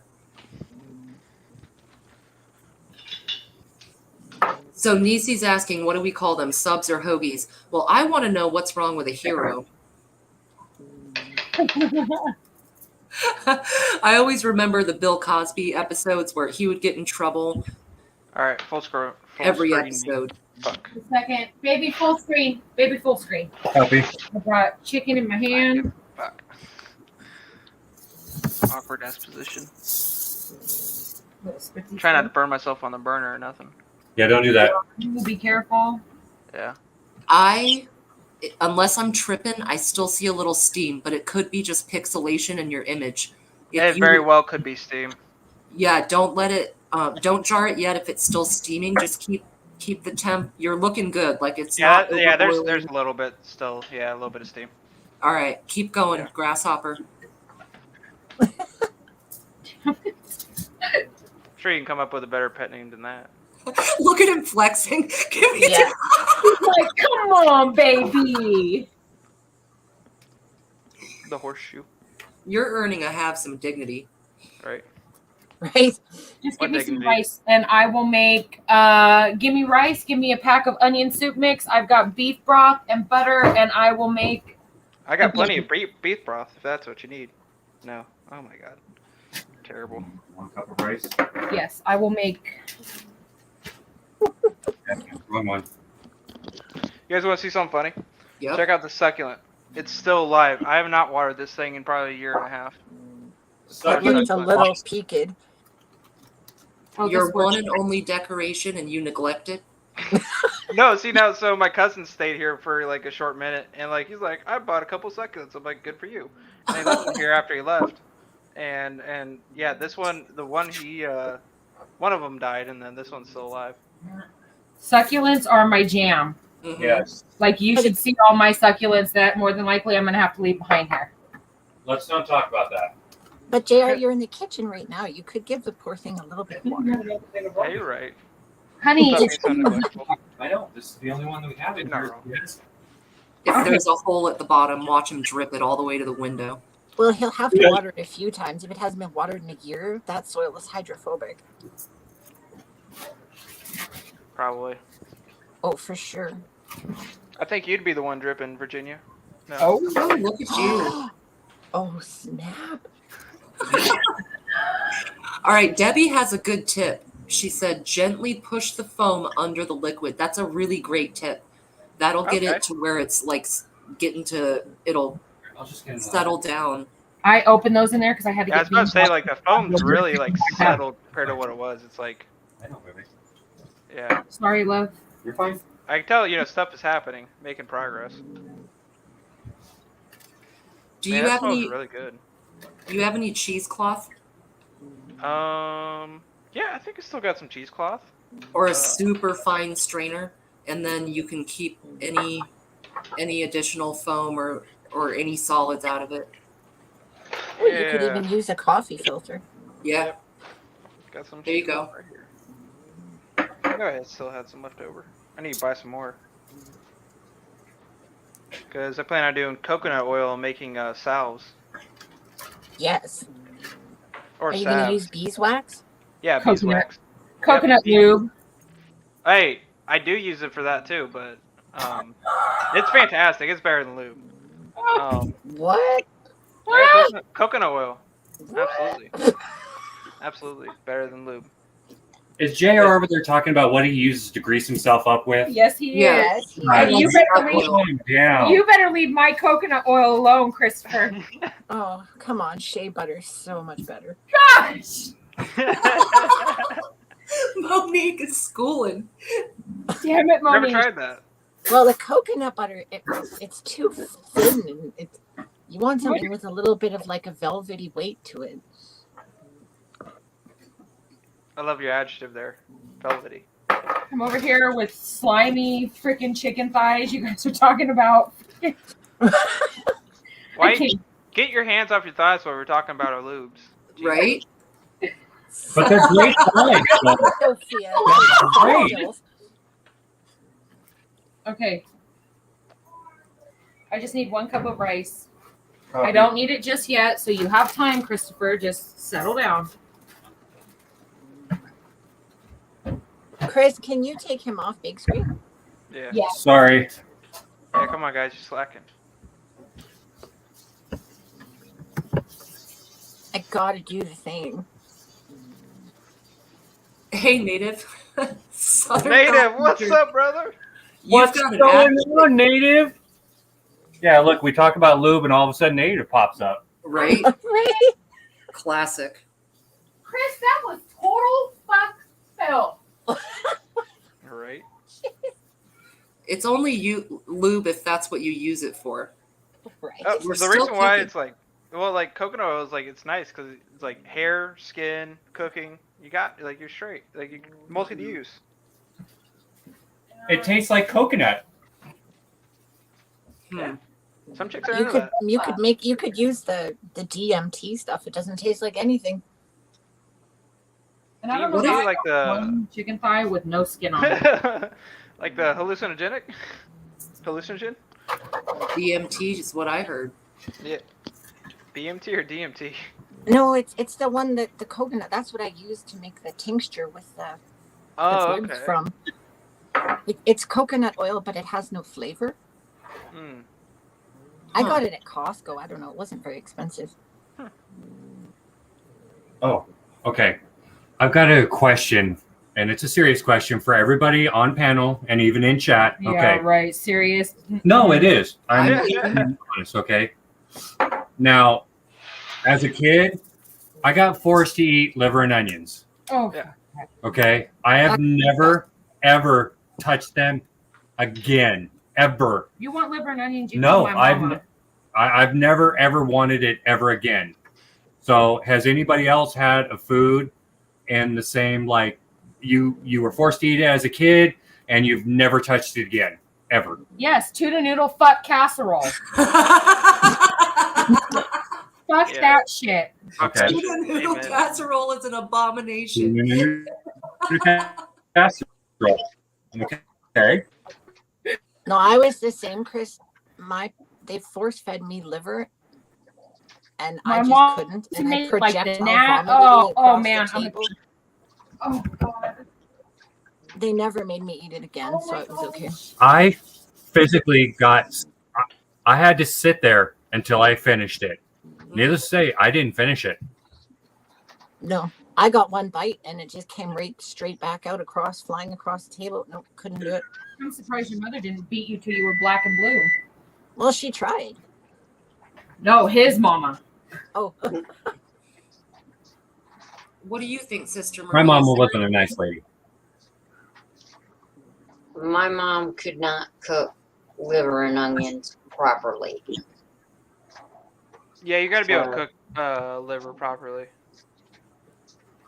It's a tricky food to cook. I don't know if that was the problem or not. It just, yeah, and that's the thing. I've never ever wanted it ever again. Yeah, I mean, liver's also kind of acquired taste too. Mm-hmm. For sure. True. Actually, to answer I would say the same answer. My grandmother would make liver and onions, and it was always elk because my grandfather was a hunter, but he was allergic to everything that tasted good. So he was allergic to onions, garlic, black pepper, any kind of bell pepper, like anything that would normally zhuzh up a meal. So my grandmother's cooking was pretty bad. Yeah, it was bad. And the liver, she wouldn't have done onions with it. So it was just liver, and it was elk. And she would make the most horrible elk meatloaf. And it was just bad because it had no flavor. It was just nothing, just bad. So to this day, I have a hard time with elk because I had so much as a kid that was prepared horribly. wow. I can't can't imagine wait. going your life being so allergic to so many things. Right. Right? He was allergic to cinnamon, nutmeg, like anything that was warm. Any seasonings, spices? Okay, tell that down. So here's the chicken thighs, and they're going in the oven. And then I'm going to make, I call it beefy butter rice, but I take a cup of rice. I take 2 cups of beef broth. I take, I don't know, I want to say about 3 or 4 tablespoons of butter and an envelope of the Lipton onion soup mix and put it all in there, bring it to a boil, turn it down to a simmer it for 20 minutes, and it's really good. So that's dinner, y'all. Oh, that oven is fucking hot. That tends to happen when you turn it on and you expect to cook things in it. Keep it up, Chris. So the chicken thighs will cook for like 40 minutes at 425. So they get the fat, the skin gets all nice and crispy. And then I'll get this rice going. Then you can peel it off, lay it on your face. I'm going to peel you off. I bet you like that. Yeah, I'm sure I would. Probably. I'm going to fillet you.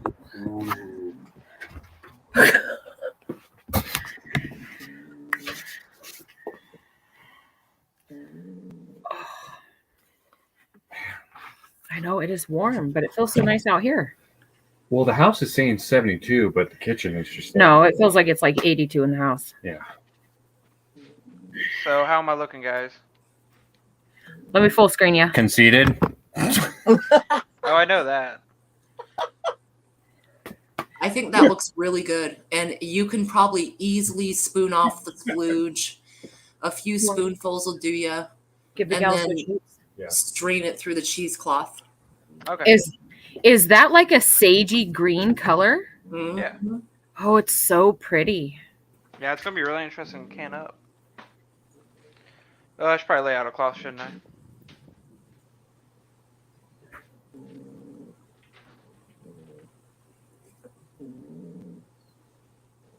Somebody got a hungry stomach or a dog? Oh, is that my dog you hear snoring? Yeah. Sorry. It's my pig. Oh. She grunts and snores like a pig. Rural. Canned some milk today. Oh, wow. Rock on, Rural. Hell yeah. Oh, nice. Is that the first time you did that? Thank you, babe. Mm-hmm. If you shake those out and get them in the wash, I'll run them through on a sanitize cycle. Of course.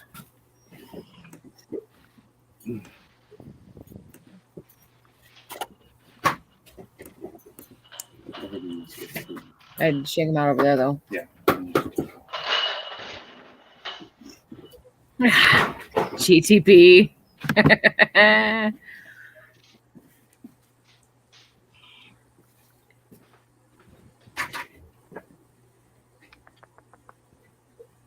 Oh shit, my funnel's dirty. That's where it is. Look at you. I know I'm a mess. I'm a hot mess. Hey, Hoot. I didn't see you come in. What's up? Oh. He must not have knocked. Right? Hahoot. Rural says first time with milk.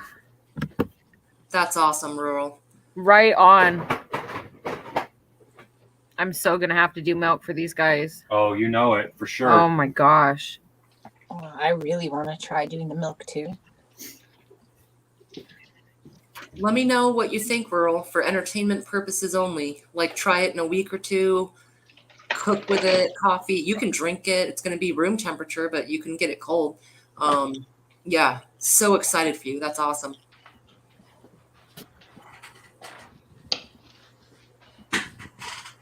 No, Susanna, we're missing you, darling. Right? I was just going to say that. Yeah.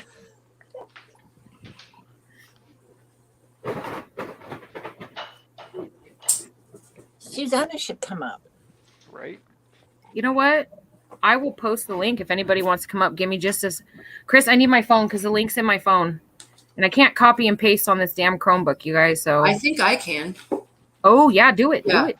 I can do it in like 5 seconds, and then you don't have to mess with the phone. Any of y'all are welcome to come up. Even just chit chat. I'm sorry. I know it's kind of quiet and slow today, y'all. Sunday. Chilling. Right? Yes, Susanna, show us your cans.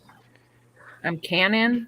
I'm cooking dinner. About to put laundry on. Mm-hmm. It's a normal Sunday. Right? Right. And you get to hang with us. Oh, Rural is asking. So my wife is going to try canning bread next. Anyone ever try it? Nope. Have not. I have not, but I'm very, very curious. I have come across some videos of people canning different kinds of bread. Please let us know, or if anyone in the chat already has done it, let us know, because that's... I feel like they use a wet type of bread. Like it wasn't a dry white bread. It was more of a brown bread. And I'm thinking that can's better, but I don't know. What do you mean, like a sourdough starter kind of thing? No, like a whole loaf of bread. Oh. Yeah, it's weird. I saw one couple do white bread but I see more brown bread or like a richer, moister breads. And I'm thinking that does make sense, but if anyone in the chat's tried it, let us know. That's really interesting. I would love to know, yeah, like the method and stuff. I mean, I have got frozen bread dough in my deep freezer. Oh, Sherry's done it. Oh. Hold on now. Oven canning? Oh. Now, does that mean you just put the batter in the jar and put it in the oven and it bakes in there? No worries, Tiger.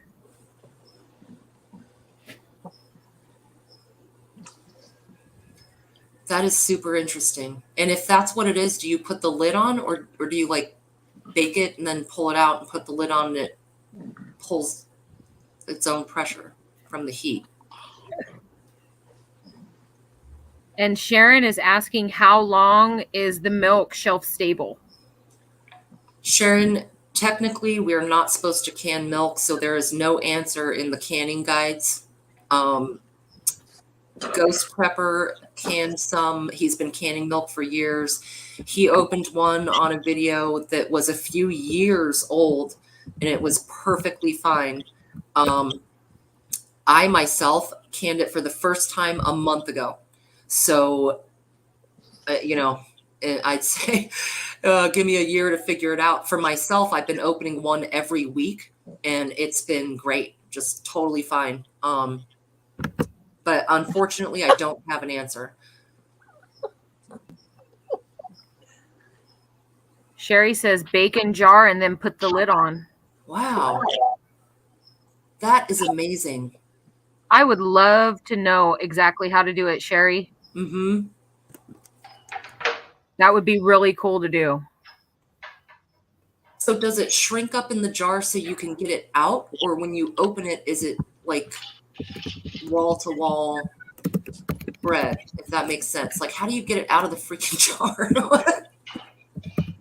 That's a fair question. Right? Thank you for stopping by, Leslie. That was close. Oh, it smells good in here. Okay, hold hold on. Really good in here. Tell you what. I'll be right back. I'm gonna get this laundry fired up, y'all. Okay. So Southern Belle says, I can quick breads, cornbread, banana bread, and cakes. When you say dry canning, Southern Belle, do you mean that you essentially dry can the dry ingredients and then add wet later, or am I misunderstanding what you mean?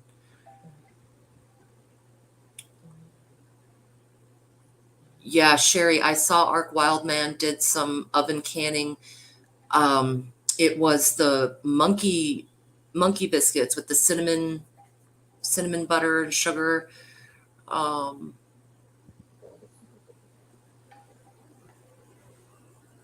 Okay. So it does shrink. All right.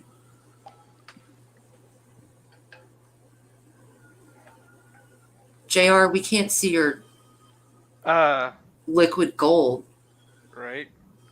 Here. I kind of got it so I had the jar sitting in a pan. Okay. Yeah. It's all good. Once I put the lids on them and move them over to the towel, I'll show them. Yeah. So I just had a thought. So you know how when you add the plant matter to, you know, when you're doing butter, infusing butter, you know, you have it steep for, you know, hours at a time, you know, on a low simmer. Like I steep mine for like 6-7 hours. Right. Wouldn't that kind of add to like the clarification process? I would think. Sophia, Susanna's backstage. Oh, sorry, you guys. I would think it would, JR. Like, yeah. Because like, while like there's like some like, you know, solids and stuff on the bottom, like there's a decent amount, but like it's nothing like what you guys have. well, you also only did like 1.5 pounds or just under 2 pounds, so you're not going to have. Yeah. Usually, I do about 4 or 5 pounds, so you're probably about right. Okay. But JR, when you started to make the butter initially, how much butter did you start with? About 2 Because it pounds. sounds like a reduction sauce. About 2 pounds. Oh.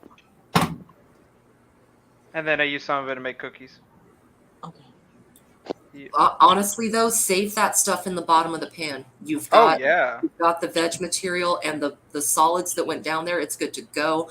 And so, I mean, cook with it. You can even though it's got a little bit of chunks, you can even scramble eggs in that. Because it's still, when you put it in a pan, it's still going to put off more oil after you scrape it. You know what I'm saying? Yeah, absolutely. If you want my basic artisan soda bread recipe to put some of that in, like you could literally make this soda bread and slice it and freeze it and then take out a slice when you want. It freezes really well. Hi, Yeah. Mrs. Ghetto. Hey, Susanna. You can share recipes with me anytime, Sophia. Right? Hello, everyone. Like, Hi, Susanna. you don't even have to ask Sophia. If you just Hi, want to start Christopher. randomly sending me recipes that you find, I'm good with that. I'll send you recipes. I love to cook. But Sophia, like I make this soda bread for my husband, and I always double up the recipe.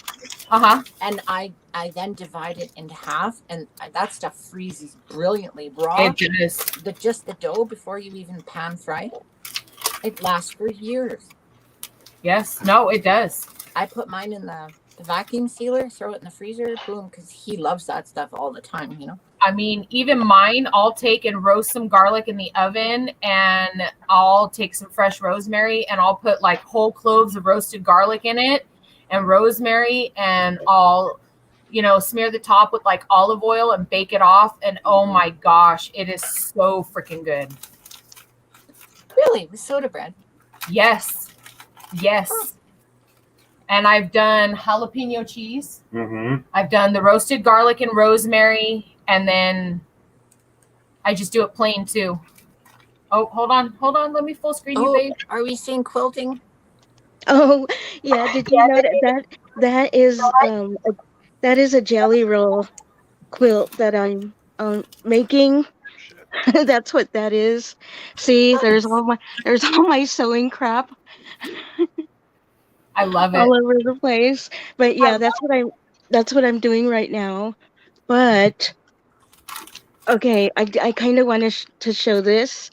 Oh, so perfect. here's a different box of wax, right?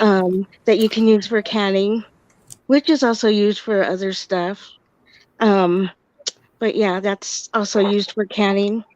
And I was going to do that on the jam yesterday, but I forgot. I'm just so used to using the regular lids. But so anyway, here's, some ball lids. I kind of wanted to show some different things. Right. So these are regular lids, and they're the ball lids. And I do use a lot of these. I also use this brand of the Purr canning lids. This is wide mouth lids. Where are those from? What was that? Where are those lids from? Here. Oh. They actually make them here in Colorado. They have Purr jars and bands as well. So I have some of those. I just kind of left a little bit of some things out so that I could show people. So for instance, those were just the lids themselves. You can get the boxes of the lids in bands this way because you can, buy the lids separately. That happened to be ball. Here's a Kerr brand. And this is the Golden Harvest brand. Yeah, that's a common brand in Canada. Yeah, I have and they have all worked for me. I have not had any failures on anything. The only time I've ever had a failure was one time one of the jars was chipped on the top. So then I ended up using it for dry goods. And then another time it was a lid that was not right. it was bent, and my husband usually does the washing and stuff, and well, I had to tell him he had to look for that stuff. I didn't tell him. But here's a different type of lid, and this is a Tatler lid. This is what a Tatler lid looks like. These are reusable lids, and you use these with these bands. Sometimes people will also call them gaskets, but they're bands. And I have bunches of these reusable lids as well. So these are called the lids and rings, and you use them. I think I messed up. Those are not bands; those are rings. But you use the lids and the rings with the normal, regular bands that you would use with these. And Susanna, have you used the Tatler lids often? I have not used them yet. Oh. So I'm not, yeah, that's why another reason why I took them out. And the same thing, I bought mine in bulk from the website. And I bought both the wide mouth and the regular mouth. I even got a lot of extra bands for both as well. Nice. Yeah, I've heard a lot about them, but I don't know much about them. Yeah, and so that's what they, look like for those who don't know. So yeah, you would just use these with the standard metal bands that you would normally use. And that's it really. That's I just kind of wanted to show people some of the different brands that they could use. I know that there's another brand that a lot of people are using now, but I forgot the name of it. I was looking at it yesterday, and I do not have those, but maybe sometime in the future, I'll try those out as well. But I know some people have had problems with the lids buckling. I have not had any problems. I don't know why some people do and some don't. The ball lids, I know some people have had, I'm one of them who have had problems with getting new ones that were damaged. Really? Yeah, sorry, Yes. my light from my sewing machine is kind of reflecting on on it, but yeah, yeah, I know some people were having problems with that, but I don't know why certain brands seem to work for some people and not others. I don't know if it's altitude or what it is, but just experiment with some of them and see what works for you, because sometimes one brand will be out and other brands will be there, and you may want to grab those. So just sort of, try some things out and see what works for you. Have you ever seen the Tatler lids at a store to buy? I have not seen you have them. to buy them from them online? I don't know. I'm assuming that sometimes maybe people will be able to find them somewhere in a store, but I have not. Um, most of these I have found either in Ace Hardware, Target, or Walmart. And the Tatler lids, I ordered those online because those ones were reusable, and I wanted some reusable lids to use. And I thought, well, I'm going to buy some in bulk and Yeah, I really just want get to them try from. the Tatler ones, but I don't know if I want to commit to buying in bulk. Right. It's they're a little different. You just kind of have to read like the directions, but they're, it. You just, I guess, get used to them just like anything else. And it'll tell you. So there are a few different things that you do have to do with these lids, depending on with what you're canning. Because it does say that. So during the process, when you're completing your when you're processing it in the counter, after it's done, you're supposed to wait 2 to 3 minutes for the bubbling just to settle down a little bit, and then you're supposed to use a towel, so you don't burn yourself, to hold your jar and to tighten the screw firmly at the band. And so, yeah, except for the jams and jellies,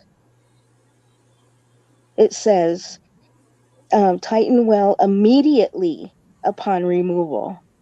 So I guess the jams and jellies you would tighten immediately after you're processing those. Yeah, I really want to try those. Yeah, it's a little different, not really too much. It's just, just remembering to, I guess, do those few things. JR, do you have some liquid golden green? You're muted, JR. You're muted. Fuck, that's why you couldn't hear me the whole time. Son of a bitch. Fuck. Damn it. Fuck, I do that all the time. So you're going to show us your splooge? Right?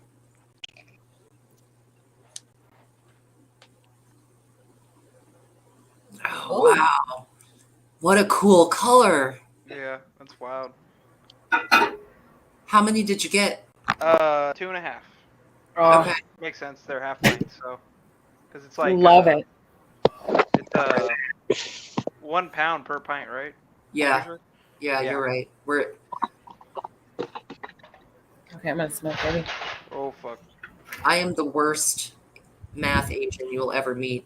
Oh wow. Dude, it's beautiful. Are they popping yet? Yeah, they popped. Look at that sagey golden, like, Oh, wow. Yeah, it looks good. Mm-hmm. Hell yes. Oh. Pretty color. With a infinite shelf life, I can now infinitely get fucked up. So. Yeah. Well, we know where JR will be if he's not with us canning. He'll be totally slumped. There you go. That's the first one you're going to use. Wow, look at, like, it's really clear though. I mean, yeah, it's got the color, but like, wow. Mm-hmm. It's beautiful. Love it. Yeah, not that much splooge came out, surprisingly for me. Yeah. Oh. Sounds like a personal problem. That's like the perfect amount to put in bread. Yeah, you need to detox. That is not a healthy color. Yeah, I need to change up my diet. Damn it. Hoot Owl Holler, JR did 1.75 pounds of butter, and then what would you estimate the amount of vegetable matter? Oh, none. I mean, that's literally. I mean, my pan's clean. It's clean over there, and like that's it. Okay, you used can of butter to start with. Yeah, I use can of butter to start with. So how much can of butter went into how much vegetable matter went into making that 1.75 pounds of can of butter? So I used a Friend's trimmings, and stuff. So I used about just kind of tray full of like trimmings, the fan leaves and sugar leaves that come off and near the bud. Mm-hmm. So yeah, and then I decarbed that. This is my first time ever doing it with trimmings. So yeah, I'm still figuring out how strong I made this round of butter. Right. I'm still figuring out. So. Well, if we don't hear from you for a couple days. Yeah, and tossing it with some pasta, some parm. Oh yes, yes, Sophia. You wouldn't be able to make brown butter with that, would you? You wouldn't need the brown butter. That's why you use the ghee, babe. No. I got the brown butter right here. Yeah. Oh, green butter. Oh, got your green butter. Okay. Yeah. All right. Awesome, Man. JR. I love that you did that. That's awesome.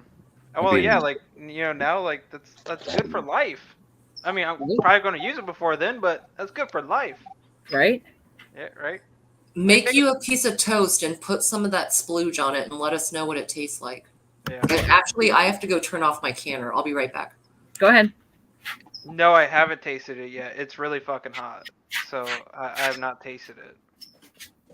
I might dip here in a while. I might dip my finger in the splooge bits and lick that up a little bit.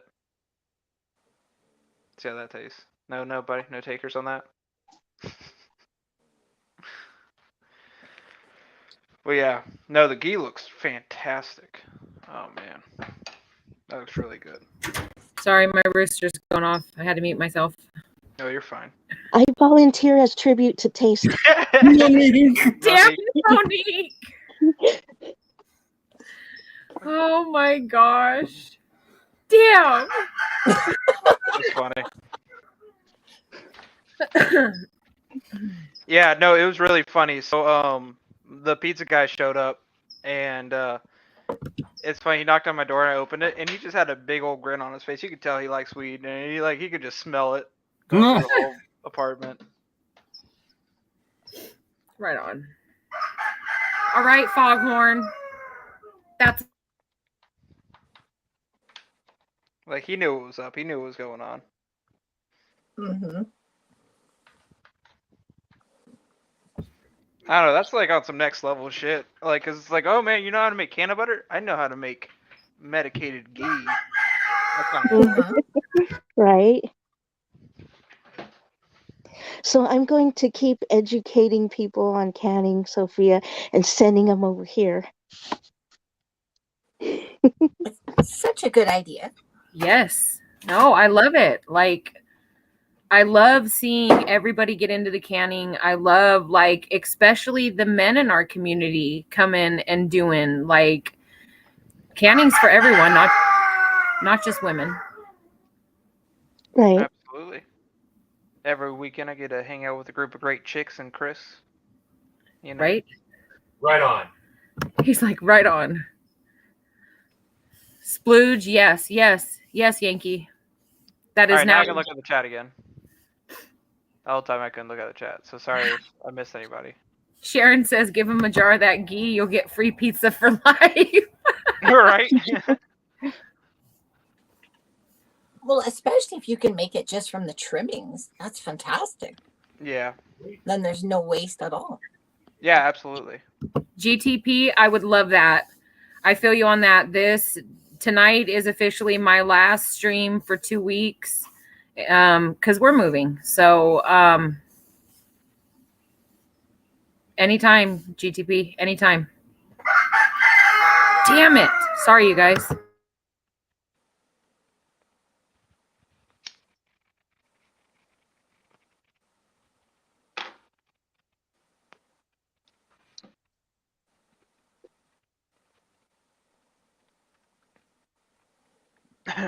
Fuck. What did Debbie, what did you can?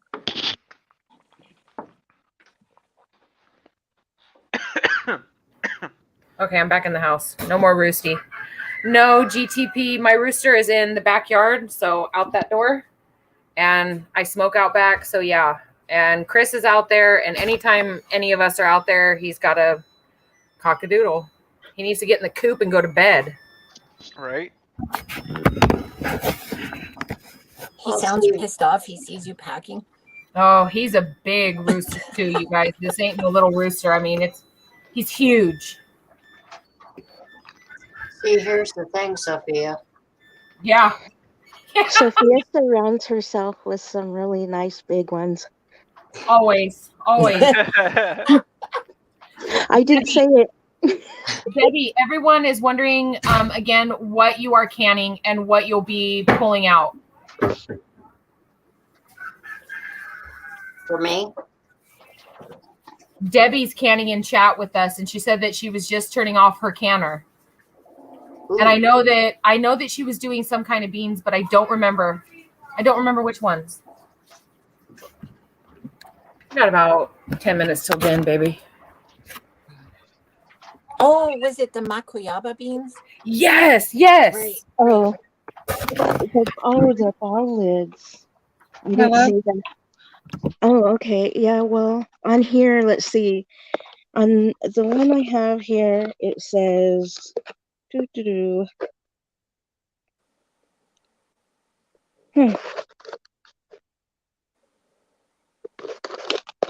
Trying to find it. Okay, it says, this one says, made in the USA, Rubbermaid Incorporated, product of Rubbermaid Incorporated, Peachtree, Dunwoody Road, okay, Atlanta, Georgia.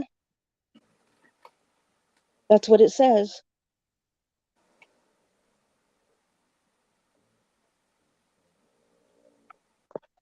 Oh, the makoyaba beans with bacon. Go wash up. Dinner's going to be ready real soon. I made your favorite chicken. What kind of chicken? The lemon pepper and garlic. Roasted in the oven with the crispy skin. You're welcome, baby doll.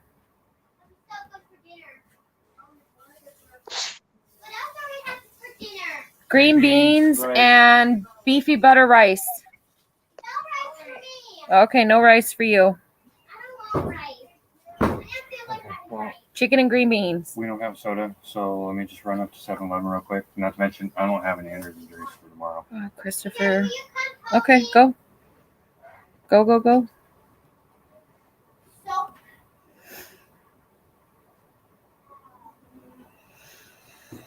Oh my goodness, you guys. What? What's the matter? I'm tired. I'm trying to find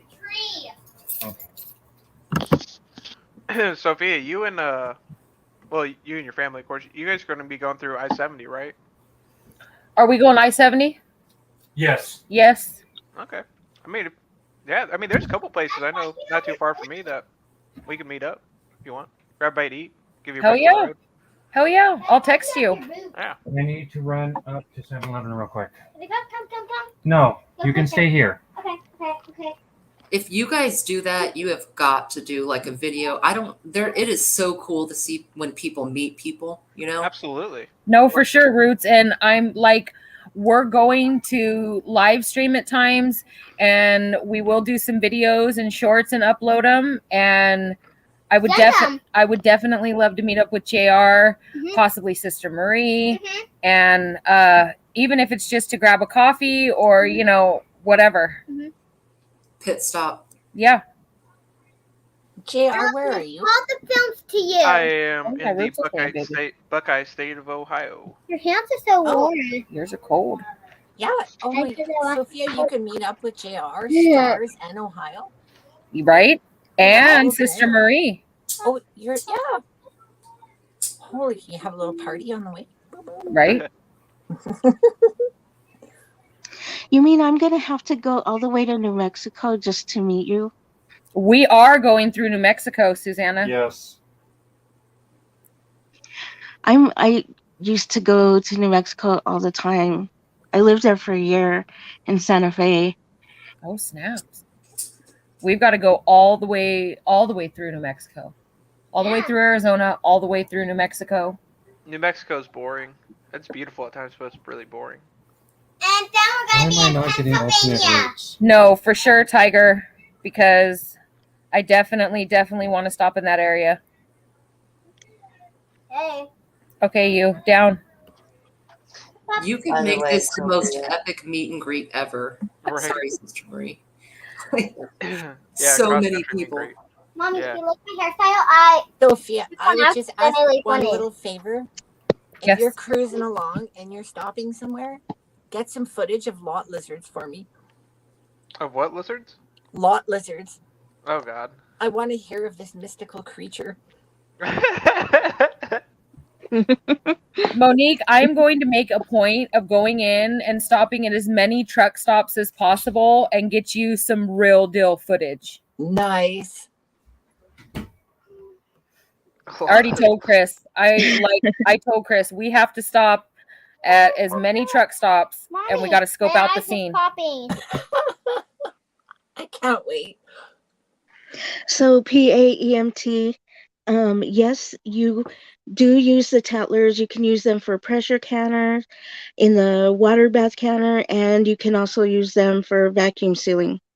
A vacuum sealer, you know, the top that you put on with the tubing with the vacuum sealer, that extra piece that you can buy.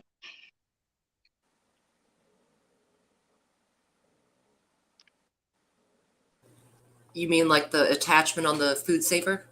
Right. Okay. I've never used that attachment. I don't know what it does, to be honest. It kind of sucks out the air and seals the can. Oh, that's like the one, yeah, the woman from Rain Country, but she uses a thing for the brakes. Right, Yeah. a brake bleeder. Yeah. Brake, that's it. That's the word. Yeah. I did buy the attachments for the food saver for the jars because they were only like you got the tube and you got wide mouth and regular mouth sealer Right. for like $12.75. I've never used it yet though. I wanted to, but they were sold out everywhere. Yeah. Right. Couldn't get them. Oh, and somebody asked about Wick jars. It's actually Wick jars earlier, and I don't have any. I do want to try those. Those are interesting. The tops on those are similar to the Tatler lids, only they're glass, and then they have the rubber seal, I think, the rings, and they use a different type of like sort of clamp system on it. And you know, it's all really the same. It's very interesting. It's all really the same type of thing. It's just I think they try to make, you know, everybody depending on where the jars are made, whether it's here in the States or out in the UK or somewhere else, Canada, places like that. I think they're trying to differentiate the jars and where they're made. But yeah, you can look that up and you'll see the difference is in those jars. And I think Rose Red even did some of those jars. She did some canning with those Wick jars as well.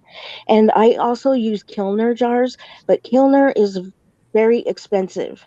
And I don't use the Kilner jars for the canning, like pressure canning and water bath canning.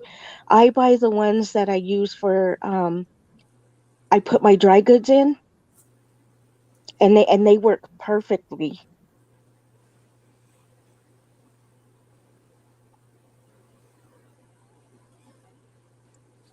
The Did I they have a stop question making? for Virginia. Oh, I was just going to ask Tiger's question about the Wick lids. Go ahead. Did they stop making them? I don't know. The last time I was on the site was about 6 months ago, and they were still making them. They may have. I haven't been on there lately, so I don't know. I can't tell you what they are doing now. As far as the the wax, that's also used differently, I know, by different people as well. Some people pour it over the top and then let it set right away. Other people, I've heard that they know exactly how much to put in, and then as they pour their stuff in, it it floats to the top and seals it. And I have not tried that method, so I don't know about that.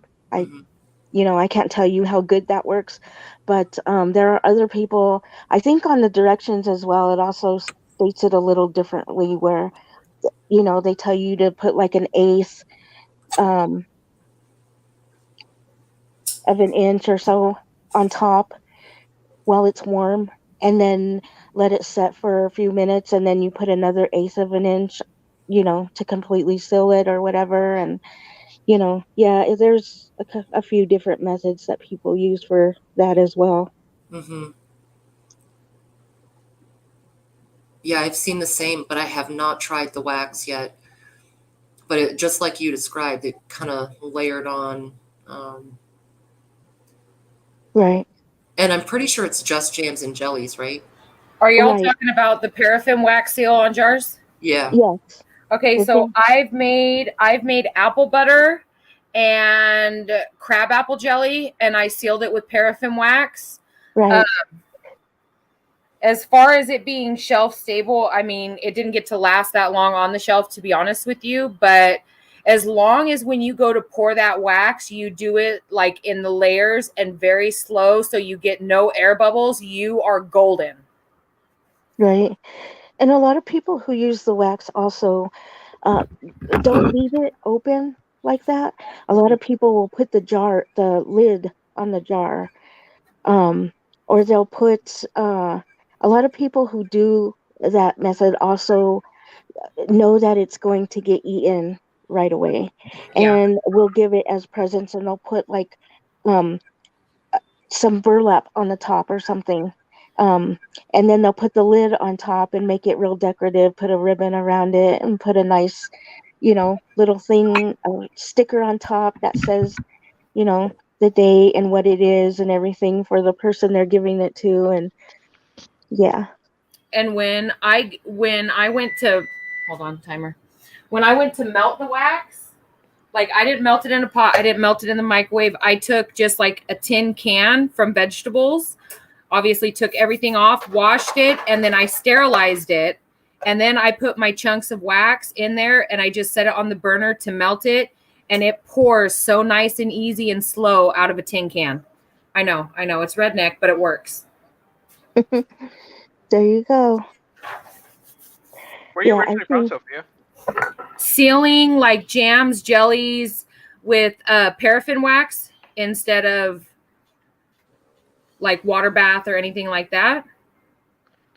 That's the way like my mom used to do a lot of it. And I've made apple butter and crabapple jelly and sealed it that way. How long does that last? Well, I mean, honestly, Roots, like the apple butter and crabapple jelly I made, the crab apples, it yielded 2 half pints. And the apple butter, I want to say it was 3 or 4 half pints that I made. And I don't think they lasted more than 3 months. I want to say more like 2 months, because like Chris and the kids and family, yeah. Like my mom, I gave my mom a jar of it, and like my mom and stepdad and brother like mowed it down within like 3 days. Nice. I've got a couple apple trees, and every year I try to figure out everything I can do to not waste it. Now I want to try cider or, cider, but also the apple butter, because why not?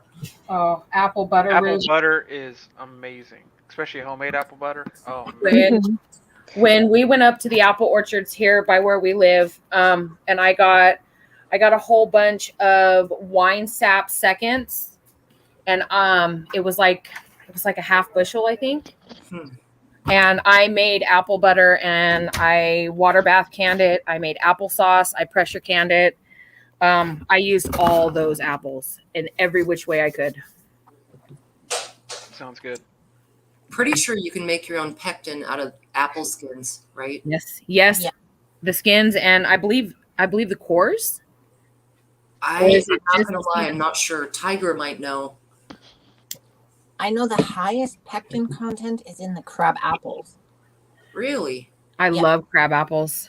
Oh, I love it's my favorite jelly. But like last You know year what? I did with the apples, I didn't do the butter, but I did applesauce.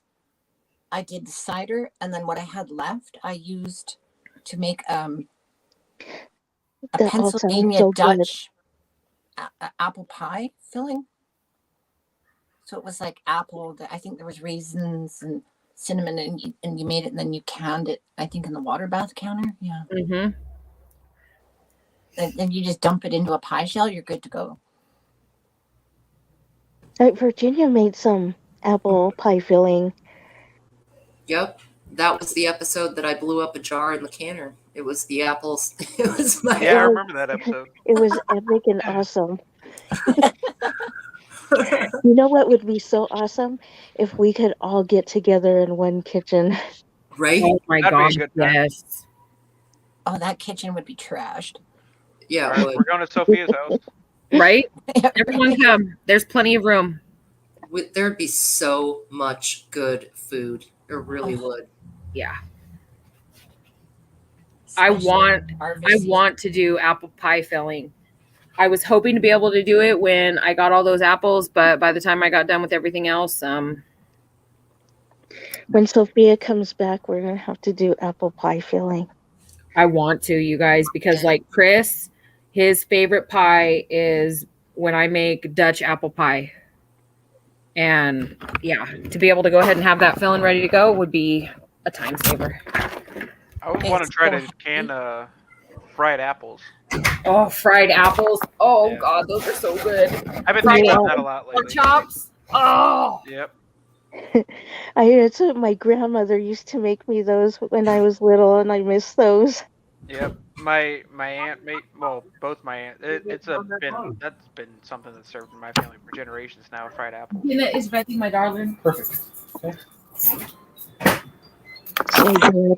About 3 months before I get fruit, maybe a little bit more that I can work with. It goes into the fall a little bit. Kind of depends on the year and different stuff, Right. but I can't wait. Let's do it. We'll all do. I think going seasonal is so much fun on these things because people are growing stuff. The season's coming up, and Mhm. as everybody grows their things or are able to go to markets, then let's do it. Done pie filling, and I told her Right. about Mhm. official, Mhm. and Yeah, they so Virginia, you got a bit of land then, don't you? absolutely remember when I made the apple. If you have enough to get, Still some bit? apple trees. Not really. It's the house is on roughly an acre, but I don't have a ton of land. Okay, that's not bad. You can do a lot though with that. Oh yeah, there's Right. definitely my biggest enemy is all those beautiful trees block out the sun. Right. So Right. I've got apple trees, cherry trees, plum trees, but I only have a little patch that gets sun, which is kind of why I do the bags. I can scoot things around. Now, do you have to deal with like HOA shit over there? No. or- Oh, that's good. No. And in fact, I can have chickens too. Oh, that's awesome. I'm in a small town. Oh, okay. Small towns are nice. If you can't get out of Bufu, small towns Yeah. are next best choice. Facts. Yep. Yeah, I grew up in a little Tiger. small town. So cheese, right? I was fantasizing about Tiger and her cheese just like 2 days ago. I don't know if you guys saw her dehydrate it and can it or bag it up, but Yeah.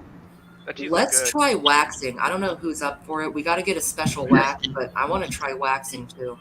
Oh, yeah. Where? Right. You. Where are you waxing? The cheese. Get Oh. yourself together, JR. Get it together. JR, I mean, what are we? So in the gutter. Where are we waxing? I've got to see this. Right? Total fill. So Once a JR, month, my upper lip. But so JR, where do I put in for this for my order. I For can this teach you how to special do it. Sit down. I'm gonna serve dinner in just a minute. I can teach you how to do it. It's not too hard. It's pretty simple. You'll have to I know. send me. You're The- in Colorado. You can get your own.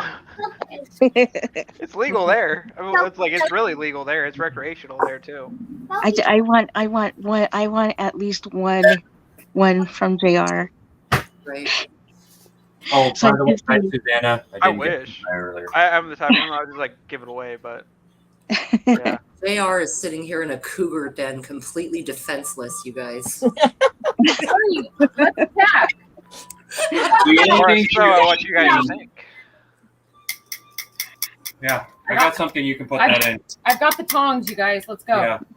Right? She's So going I put my email in the back so you can send it to me. Yeah. Oh, this is awkward, you guys.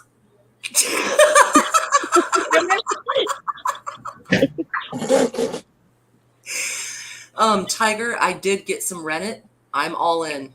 Let's try okay, so I cannot, not that I know of, I don't have access to raw milk.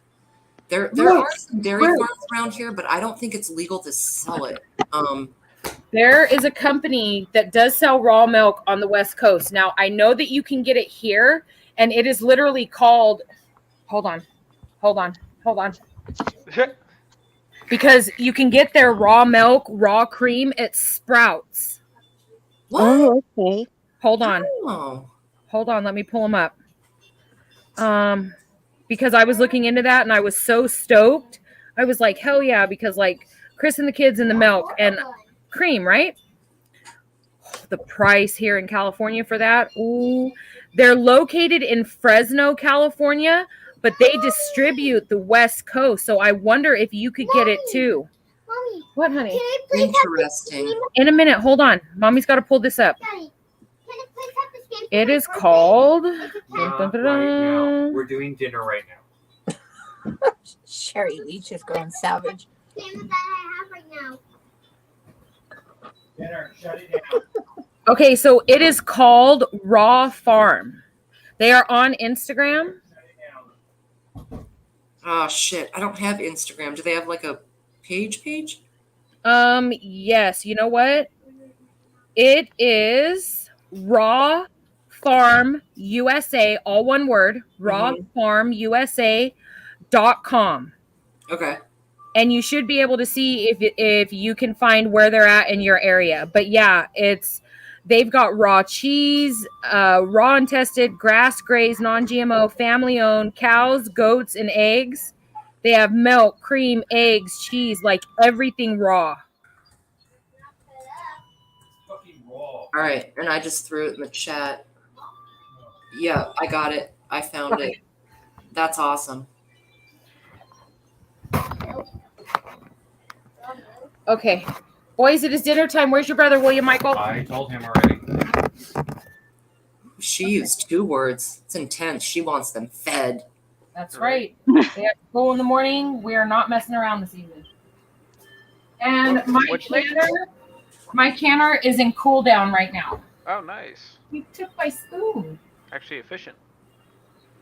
Well, here, take this one and I'll take the green one. No, I got this one right here. Okay. So this is the rice I make, you guys, like when I don't have rice-a-roni or just something different. It's just a cup of regular rice. Can you guys see that? Yeah. Okay, 2 cups of beef broth, like 3 tablespoons of butter, and an envelope of the Lipton onion soup mix. And I kind of crush up the onion so it's not such big pieces. And like, That sounds good. it is so good. I was about to say, I cook mine in beef broth too. It's fucking delicious. Hold on, darling. Oh, I just want to eat it. Chicken? Yep. Just a minute. Let me get your sisters. Chicken. Chicken. The box. Okay, Daddy will move it. No, right for me. I don't know. I want any corn. I know. Tiny bit. I know, but your dad already put it on your plate. So. Okay, so don't Oh eat it my then. goodness. Here.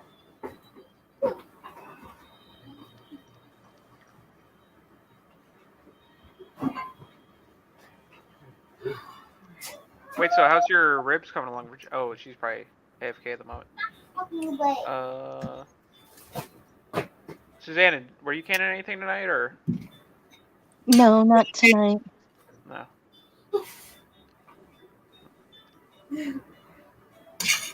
Matthew? Yeah. I got your plate, babe. So we're gonna do anything tomorrow on my birthday? Or we're just gonna continue packing? What do you mean, are we doing anything tomorrow for your birthday? We're having family come over. The grandparents are coming.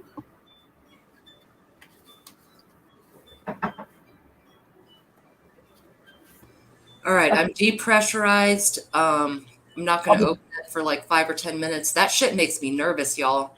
Yeah. Every single time I can, I'm still nervous when I go to undo the thing. No, same here. I'm like, I'm imagining myself blow up as I turn it. Right? Like, yeah. It's like I'm just waiting for it. I'm like, I'm braced for it. I'm like, all right, if it's happening, it's happening. I'm scared to open it up and find all kinds of shit all over the canner. Just right. Who's canning the shit? Somewhere. Absolutely. William, I got your plate, honey. Well, Virginia, can you imagine how much your canner has been through over the years? You know, I do. I think about that, Susanna. It being that it's 100 years old, right? It could easily be 3-4 generations. I think about that all the time. Like, who were the people? What were they doing? Where did they live? You know, what did they put in it? Why did they do it? How much did they do it? Like, right. I'll be back, you guys. That's a really good kind of thought, because so my aunt, she has my great grandmother's pressure cooker that she used back in the 30s and 40s, maybe even earlier than that, back in 20s, even 1920s, and yeah, and she still has it, and she still uses it, and yeah, she's gonna be giving it to me at some point. So yeah, it's like, I don't know, it's really cool to have, you know, the original, like, you know, all American canner that, you know, kind of started it all for the family. mm-hmm. Yeah, and like, you know, she ran her own homestead. Really? Yeah, she ran her own homestead. It's actually on our kind of family land. Our family still owns it. My oldest aunt, she's the one that manages it now. It's more so just kind of like a little farm than a full-blown homestead. But yeah, she had cows, pigs, chickens. She had like a 2-acre tobacco farm. Wow. You know, garden every year, of course. Yeah. That's amazing. Yep. How many people were there to help her? Like, was a big family or? Yeah, always a big family. They had hired hands for the tobacco field, just because, you know, that's a lot of work. Right. But yeah, I mean, I have a big family, very big family. But yeah, no, and she was like dirt poor, and she like, and like, it was a wooded property too, and she'd never ever sell a tree, despite how poor she was, and she was very, very poor. Wow. Yeah. Like poor. And I mean, that's kind of how the family was up until pretty much like, you know, this my generation, I guess. I mean, still, I mean, it's pretty lower middle class. But don't you think that she was rich? If you think about. Oh yeah, she was definitely rich. She was rich. Yeah, no. Talking, because I go down in Kentucky, like where I'm going down in Kentucky right now is gonna be, you know, I'm gonna be visiting my aunt, and I help her work the property. I go down there 5-6 times a year, stay there for like a week, and help her just work the property and stuff. I absolutely love it. Mm-hmm. Just a fantastic time, and you know, I feel really close to her and my ancestors while I'm there. Our family cemetery is also there. It's pretty wonderful. And that's the property of the woman that had the canner. Yeah. Oh, yeah. Awesome. Yep, her grave's up there too. Awesome. Yep. So you got a lot of family history there. I got a lot of family history. My family's been there since before the 40s. I think 20s or 30s when they originally got the property. Did you say Ohio or Kentucky? Kentucky. Okay. That's where like all my family's from. Were they part of the Homesteading Act? I'm not sure if they were. Now I know originally, so my family came across early 1700s, and they went first South Carolina, and they went through a couple different um, counties in South Carolina, but they were granted land. I think it was like 200 or maybe it was a lot. I don't know. I have a genealogy report that one of my aunts did. I need to go back through and correct her mistakes because she was a little bit Looney Tunes, but Mm-hmm. but she did some solid work. But yeah, he got granted land by the British governor at the time, Huh. and so he farmed that land, and yeah, they moved a few spots in South Carolina, and then I think they stayed a bit in Virginia, and then they went to Kentucky after that, back in the early 1900s.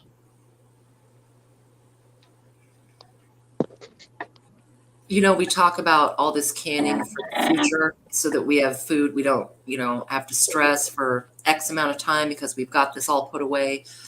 But I find it brings us just as much to the past.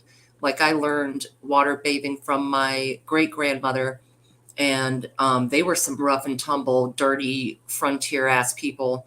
Um, but it connects us, when my kids have their grandkids, I don't know if they will have any clue who I am or what I tried to do to teach their parents. Do you see what I mean? We lose that generational knowledge and we lose the respect for our forebears and ancestors so much. And I kind of pull that from the Japanese side. Like I have family pictures of my great grandfather from Hawaii, but Japanese. Like these people really leave an impact that I don't think gets enough credit or is talked about that much, No.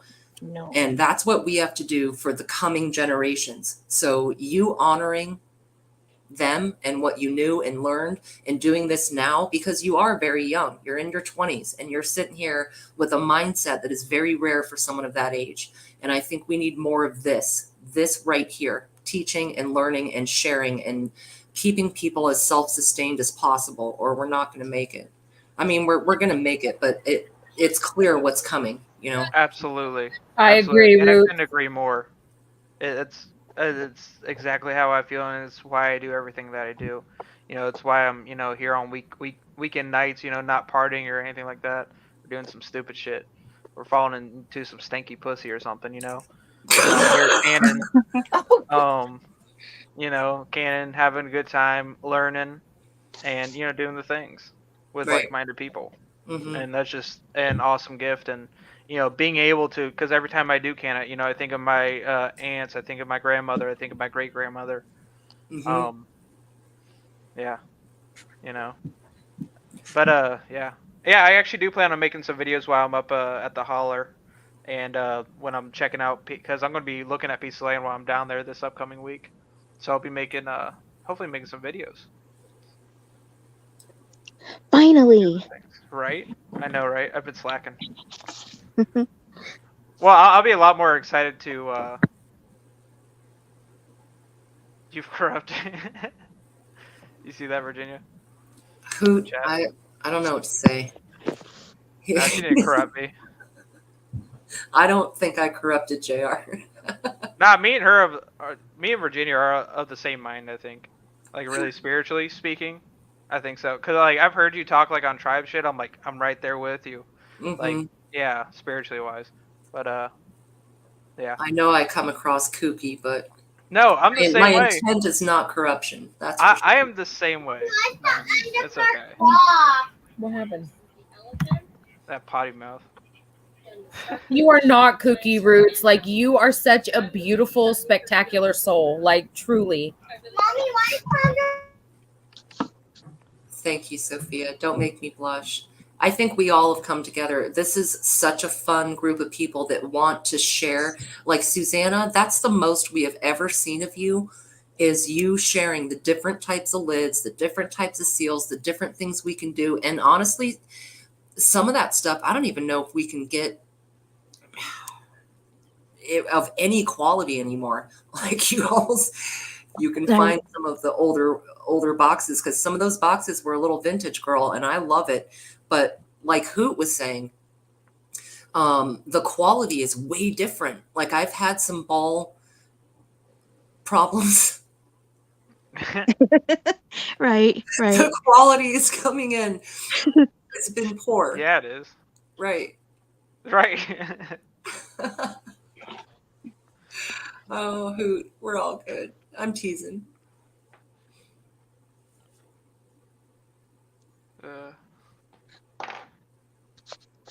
But yeah, it's all about carrying it on and, just, trying to pay it forward and, spread the good word.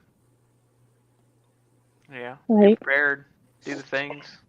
I think in my mind, that's why I do my journals, to leave for my kids and stuff. I love journaling. Yeah, right? It's such a good habit to have. Yeah. It really is. I've kind of fallen off on it recently, but yeah, I love journaling. I'd got a few notebooks full. I've been doing on and off for years. Don't ask me. I have many journals. They're all for different things too. I even have sewing journals for my sewing, and like I need more than I'm gonna have to buy some more like plastic thingies and to put my patterns in, stuff like that, because it kind of adds up. Yeah. Don't you guys agree, though, that if you find something that your great-grandparents, grandparents, great-great-grandparents, whatever, have written, that you cherish those? Like, my great-grandmother gave me the whole series of Little House on the Prairie, and she wrote on the inside of the first book, to you, from me, and I cherish that. And I look at the little ways our handwriting is similar, and so coming across a journal, that's like a freaking gold mine. I came across my mother's journals and diaries from when I was conceived. If anyone else ever does that, just don't read it. It's awkward and weird.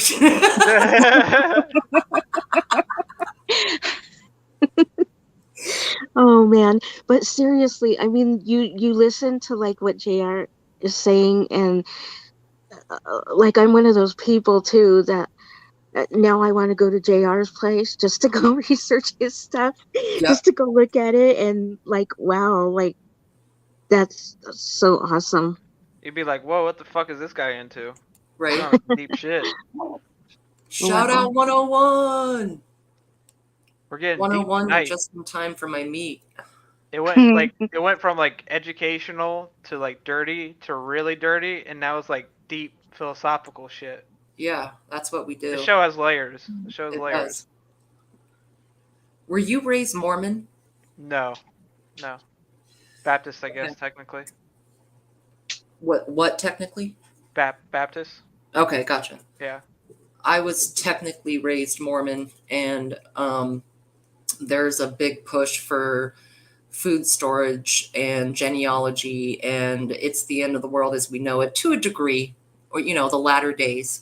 And so the whole canning thing, I mean, things like Augustin Farms even, but there's a big push in that culture to have your own personal storehouse in your home for 6 months to a year at least, if you're just barely following the rules, But also genealogy is big in that organization. So I was just asking. Oh yeah, no, my love for like kind of ancestry and genealogy and stuff like that comes from kind of my current faith of, being a Norse pagan, where ancestor veneration is very big, and stuff like that. Right. Paying it forward in a lot of ways. That's kind of a very kind of shallow-ended. Well, no, it's a deep-ended question where I'm splashing in the shallow end right now. There's go on a very deep topic of that, but right. Yeah, no. No. So like, why my family can, because like literally up until pretty much where I was being raised, they were always dirt poor. Like, for example, my grandmother and her husband, my grandpa, they had 10 kids, and they lived in this tiny 2-bedroom house. Like, it was literally, they had their bedroom, and the 10 kids shared one bedroom. Right. Yeah. And yeah. My grandfather had that. They had 6 kids, and man, I don't know, 300 or 400 square feet, something like that. So it was 8 of them. Oh wow. In that. Ooh, time Hold to on see one Virginia's cans. Oh, My favorite part of every show. right. Hi, Prepper 101. Trying to get the laptop. I'm resting the laptop on a case of jars. All right. Yeah, but the lesson here, everybody, is indoctrinate your kids, but with the right shit. Right. Appreciate the old ways. Right? Yeah. Luckily, I was able to find my own way. Because, like, definitely a lot of this was not impressed upon me at all. That's great, though. Yeah. Be close with your kids. Teach them. Oh, Spend time rude. with them. Play board games on the ground with them. Wow. Quit moving them so fast, Roots. I'll grab it in a second.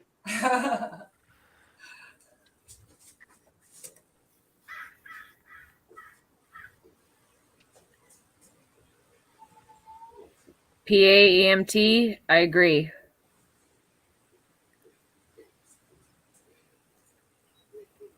All right, guys. So, as you recall, I did boneless pork ribs, and I did not add any liquid whatsoever. I literally just shoved them in the jar. Hot. Wow. And I packed them. I packed them so really, interesting. really tightly. I actually was scared I put too much in. But the bottom line is they made all this liquid on their own. I had no part in that. I put in 1 spoonful of canning salt. Sorry for the. That looks so interesting. Right. That looks different. Look at them bubbling. Yeah. Well, canned meat is never really that pretty, but these are boneless ribs. So at this point, you can sauce them, you can barbecue them, you can throw them on a grill, you can throw them under a broiler with whatever kind of flavor and shit you like. But if you buy these normally, you boil them first to grill them anyway, because it's a tough cut without bone.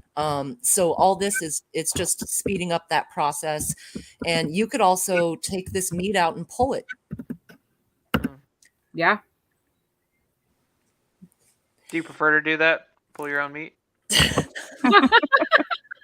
You could do so much with that. You can Ask even your make girlfriend. you can even make pull the meat and make tacos with Yeah. that, soft tacos. Check And them out. oh my gosh, like the possibilities. They look really good. Like, for real. They made all that juice. I didn't put in any juice. Oh, hey, sorry, guys. I didn't know I wasn't muted. Hold on. Shit. Hold on. Yeah. You can pull that apart and put it on top of rice or mashed potatoes. You could do all kinds of stuff with that. Kind of looks like old man ball sacks. Shred it up and make some pork pozole. I just read that. Yeah. Right. That's funny. Damn it, 101. But think about this, guys. All the meats that we can, if you make tortillas or a bread like that, you've got a quick, easy meal. And it's without heating it in worst case scenario. Mm-hmm. Oh yeah, you can do it in flour tortillas, corn tortillas, lettuce, however it is you want to eat it. I mean, there's yeah. Something I've been noticing, because I've been eating a lot more of like flour tortillas as of late, is that they last for a while. Like, I didn't even like try to like really, I'll just keep them in their regular package, like, no Mylar. And I've had them last for a few months just sitting in my cabinet. And like perfectly fine. Right. Like that's pretty incredible. And like imagine, if you vacuum sealed it and in Mylar bags and sealed it off with oxygen absorbers and silica gel packets. Imagine how long it could last. I wonder how that would do. We should experiment. Right? I probably will. Next time I go to the grocery store, I might pick up like an extra packet and just and package, put a few in, each Mylar and package and do a test, market and test it. Yes, militant for sure. Yeah, absolutely. That's why I started doing it. So I can just make some rice real quick and throw something together.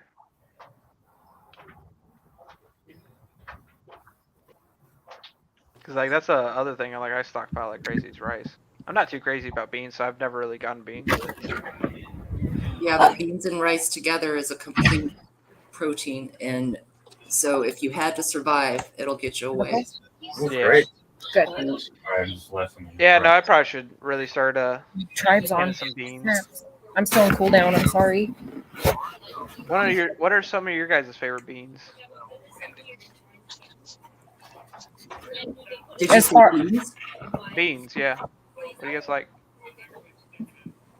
Can you repeat the question? I didn't hear it. No, he's not asking you. Chris likes it. Chris likes it.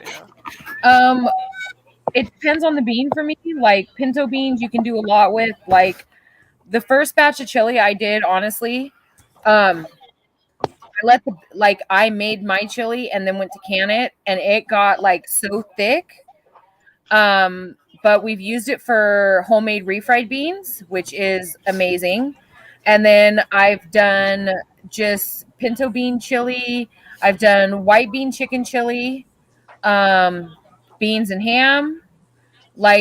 Their favorite is white beans and ham, and then I just make cornbread, and they dip the corn and I mean, I did the chicken enchilada soup that had black beans in it. I think that if you really flavor up your beans with what you like as far as taste wise, the possibilities are endless, JR. Yeah, as a kid, it's one of those foods that I was forced to eat a lot and I didn't care for. But now as an adult, I had some chili with beans in it, Right. and I'm like, hey, actually that isn't that bad anymore. I'm like, hey, I kind of grew out of that, Yeah. Because for the longest time, I just didn't like beans. Beans are a blank slate. They're kind of like potatoes or rice. They don't have any strong inherent flavor. So I think of them as flavor distributors. So if you like chili, flavor it up like chili. Or I love to do beans with some kind of ham or bacon, because beans need salt. You know what I'm saying? They need salt. They need something because they're just mushy blandness. I find pork, ham, bacon, those go great. And also heavy seasoning type of things like chili. And you could even mix beans together to make a bean soup. Or you could, I make Frito pies and with them. And, there's just so many different things you can do with beans. It's kind of like anything else, any other type of ground beef, or what Virginia did. You can pull that apart, and just the possibility with a lot of these things. Susanna, do you ever make refried? Yes, I do a lot. I have never tried to make, so it's just pinto beans, right? Yes. Okay. And you basically just mash them up? Yep. You mash them up and season them how you want it. I put a little butter. I put a little bit of bacon grease in it, and I just put a little bit of salt and a little bit of garlic powder, and I just mash it all up and let it sit for a minute, and then I go over it again. Refried beans. Right. Huh. Hoot Owl, I make egg rolls and wontons all the time. And quite frankly, the grocery store Asian section, whatever they've got in there, is going to work perfectly fine. I can't say a brand for sure, but yeah, The egg rolls, you can buy egg roll wrappers or wonton wrappers. They're basically the same thing, just a different size. Right. And they're really good. So can I elaborate a little bit on what Susanna was doing earlier? Absolutely. Okay, so I hope you'll be able to see this.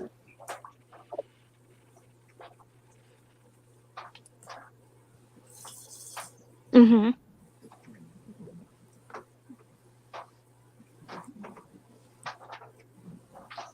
So I have no idea how old these are. Right. But these were really thick. Wow, and the that's quality great. of these. I mean, I have no idea. These could have been from the 30s.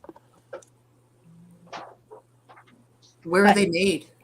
Those were made here in Canada. Oh, I see the instructions are in French. Oh, there's the English side. That's cool. So half French, half English. Huh. Toronto. So are they still good? Are they holding up? They're fantastic. Wow. The thing about these is there's 3 ladies that live around me, and they're all in their 80s. And I was like their designated driver because we would go out for dinner once a week. And they didn't like to drive in the dark. So I was the driver. And then we would just have like a social kind of thing. Mm-hmm. And when I started to get into canning, when all this kind of COVID stuff went down, the one woman who's, I don't know, I guess she's 80 now, but she used to can everything. And her mother used to can everything. So she says, oh, don't buy anything. I have a basement full of this crap and I can't can anymore. So she gave me all these lids and seals and the mason jar, like boxes of this stuff. That's awesome. And I find like the mason jars she gave me, the glass is thicker. Oh, I don't doubt that at all. I find the jars are thicker, and like you were saying there with the seals and the lids are thicker as well. Like I've noticed that because I have these really old ones, right? So I can kind of compare it. I don't doubt that at all. Oh, they were so happy I got into canning. They helped me absolutely rape this one crabapple tree. They were like, as long as you make us some jelly, that's fine. We'll give you whatever you need. I was like, oh, okay. Right. Yeah, no, I was so appreciative of my aunt because when I told her, I'm like, hey, like I want to can, I want to learn how to can. And she's like, okay, cool. And, you know, apparently she and my uncle were at a yard sale and they found that Presto canner that I've been using for like $20. Yeah. And she like hooked me up with my first like 24 jars. She's like, oh, we're not using them. See her a bunch of wide mouth quartz she had. Thanks. Fantastic. Oh, yeah. I can since then though too, I found a ton of the old jars in all the different shapes and sizes at like the flea markets and yeah, mostly flea markets. But you get like a whole cardboard box. They're like, oh, give us $2. Right. Okay. Here you go. Sold. Facts. What do you think about the colored jars? I've heard mixed reviews. People say good things and not good things. And they're more expensive, so I never look to buy them. But what's the philosophy on that? I have never had any problems with like the amber jars. Right. I only use them for certain things though. But mostly like broths and things like that. I heard like for the amber jars, that's actually it keeps your food for longer, or at least like so. I was doing research on alcohol. Yeah, the tinctures. Yeah, the tinctures. Right. And you know, if you have the clear dripper bottles or the amber dripper bottles, that they last longer than the amber dripper bottles. So Yeah. I don't know if that carries over food too. Right. See, I've only heard it's the like colored it's ones. like in medicines with your medicine bottles. It does the same thing. Whoa, pink or purple now. Sister Marie's got some thoughts on this. Go for it. The darker. I do have blue jars too, light blue jars, but I have not used them. Okay, C is right. The color in the jar, of the jar, it blocks more light. Right. Like I said, the medicine thing. That's why they do it. Right. Yeah. And that's why it does help to keep things longer in a way, because it keeps the light from hitting it. Like, I've never canned with the color jars, but I would be really interested in buying some to use for tinctures. Mm-hmm. Yeah. Cobalt blue is what you want. I think that's the only one I can actually find. Yeah, it seems like you don't see the amber as much. I find blue in the store. Yeah, I've only seen the blue. Mm-hmm. Sister Marie, are you sure you just started doing this a few months ago? I don't believe you. I don't know, you seem awful wise. When I want to do something as far as skills, I research a lot. Yeah. And also I fall back on my 40 plus years of experience. Yeah. Yeah. As far as the coloring of the glass, I have some background in pharmaceutical. As far as canning, I read what I can, as much as I can. And I also pay attention to YouTube channels. And I learn a lot there. Mm-hmm. Yeah, well, we appreciate your added information. wisdom. It's very good. Mm-hmm. Thank you. You're welcome. We got a ragtag group of individuals up here. Right? Yeah. I'm proud to be among you all. If I had a drink to toast you with, I would. I got a joint here. I have coffee. Cheers. My lighter. Oh, Yankee. That's right. Yankee and we've talked about this. He makes his own colloidal, which is fabulous. Wait, colloidal, that's something you take when you're like, trying to, about to get a colonoscopy, right? It empties you out. No, that's an enema. No. An enema. Well, you could have a colloidal enema. That's, yeah. Stop. Wrong circus freak. Right. No, colloidal silver has anti properties, and I'm just trying to steer away from medical. But yes, you can make it, and so you would put that in a clear jar and then cover it with a paper bag to, if you don't have a dark jar.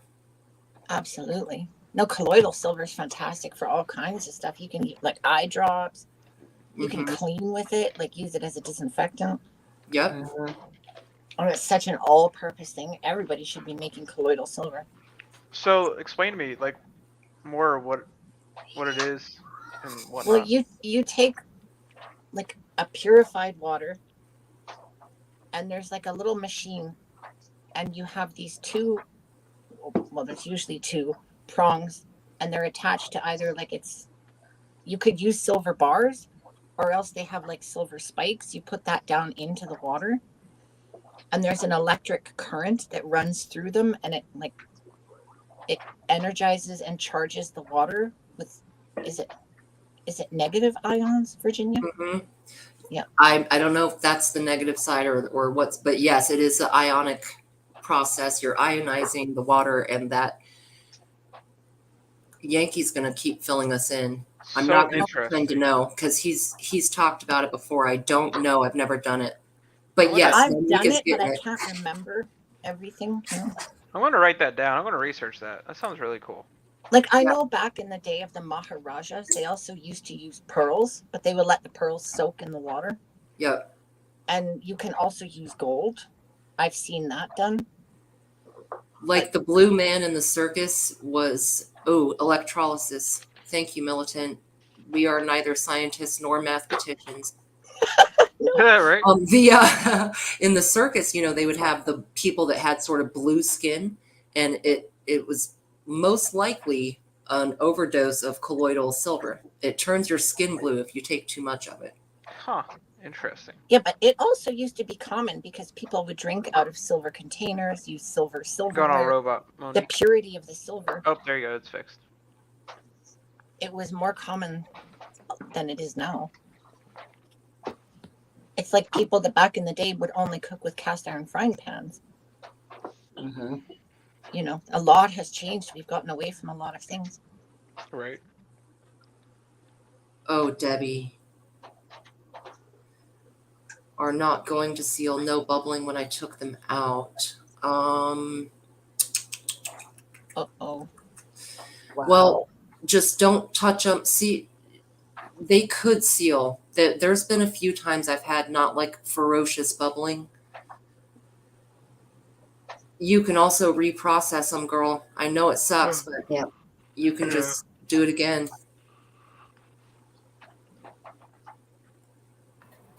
Electrolysis, the silver ionizes the water. I would definitely redo them, Debbie. Truly. Yep. Get some other lids. For sure. And hit it. Colloidal silver is extremely expensive. I consumed that for a short time, and it's about 60. And this was a decade ago. It's about $60 for probably roughly 20 ounces of it. Wow. But back in the day, to add to what Monique was saying about how we lose things from the past, people would put a silver coin in the bottom of their water satchels. And so, like, let's say you go on a walk or you're traveling or you're on a donkey or whatever, the agitation of the silver coin in the thing, it didn't really make a full-on colloidal silver, but it did. Some of that silver property leached into that water, and it was kind of a cure for certain things, or a therapeutic. Yeah. There's no good word, but they. I don't think they're going to target Sophia's channel, not yet. You're fine, Roots. You're fine. No, but it's like if you can go to a flea market and go to the people that have that old silverware, a lot of it is pure, or almost, well, not pure, but it would be probably 80%. Mm-hmm. And if you're eating with like that kind of pure silverware, you are actually getting that in your mouth when you're eating. It's kind of working in a similar process. Isn't that interesting? I wonder if that's why our silverware is all stainless steel now, because they knew the properties of that silver, even just a little bit. Think about it. You eat twice, 3 times, however much you eat a day, right? Well, that's why I said too. Ain't Like that people some used to shit? have, they used to have silver cups to drink out of. Yes. You And know, it cast was, iron, you would get some of the ferrous meats in your diet. exactly. Huh. Yeah, they've been trying to fuck us over for a long time now. Yes. Give us Systematically take away and change. Like I know a friend of mine, when her husband, they got divorced, first thing she did, she went to the jewelry store and bought gold cutlery. Really? And that's all she used. Snaps. In Ayurvedic medicine, copper vessels are excellent for water. I actually bought one, 100% copper little water bottle. And allegedly there are positive, I want to say it helps to alkalize the body, but I am only here for entertainment purposes. Of course. Yeah. The Vedic culture is very interesting. Yeah. Especially their medicinal side of things, ranging from yoga to mudras to body mudras. Like, yeah, it's really cool. I'm all into that shit. But you also got to kind of sift through what is new age bullshit and what's actually traditionally and actually done and true. Well, a lot of that though, you have to go through and do. It's quite the process. Like you have exams, and you have to find out your what's the word? Is it your dosha? I'm If you're a Vata, unfamiliar Pitta, with or the Vedic Kapha, terminology.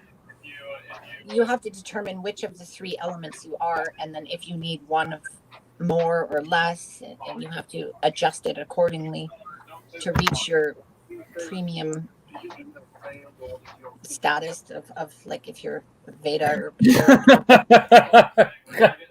Shit. Sorry.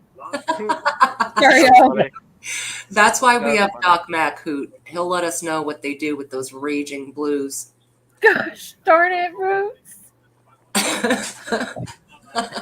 It's a giant blue schlong. You don't want to know. He doesn't leave his strings up. I'm not sure if you were there, Monique. Not to interrupt your story, but yeah, I don't know if you were. Sorry, what was that, Virginia? I can't remember if you were there when we discussed what you do. I believe it's called priapism, which is that 4-hour problem that doesn't go away. And because Doc doesn't leave his streams up, So, you guys, if you can't work it out, it's 4 14 gauge needles to the head. What's up, Bug? Just in time. Oh, God. That's terrible. And 14 gauge is what Sophia and I have in our tongues right now. It's a huge freaking needle. Yeah. Yes, we have the same thing. Show us yours, Virginia. Damn, JR. This book is fantastic. Nice. It's there, trust me. Nice.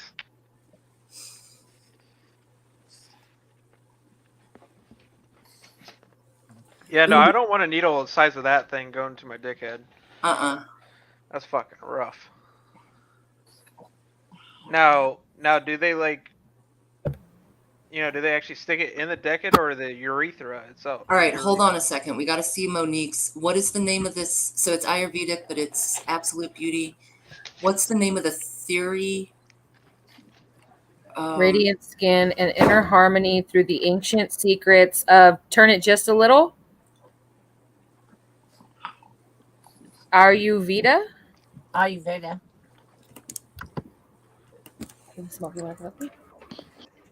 Like this book has recipes in it to help you 8 minutes with your Ayurvedic, but honestly, most of this is all tests that you have to fill out to figure out,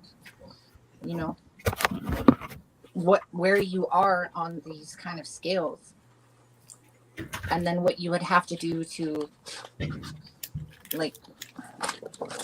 adjust accordingly, right? Oh, so it's kind of like an if-then. If you're this, right? So, try yeah, this. like if you're having any skin problems, Mm-hmm. it could be related to you need to adjust your Veda. And then there's certain things you can do to adjust that. So you need to find out what your system is more of. So you have the 3 components. It's the Veda, the Pitta, and the Kapha.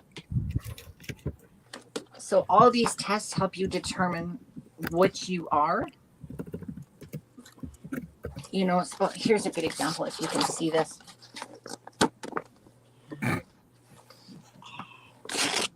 And she rips the book in half. Right? Snap.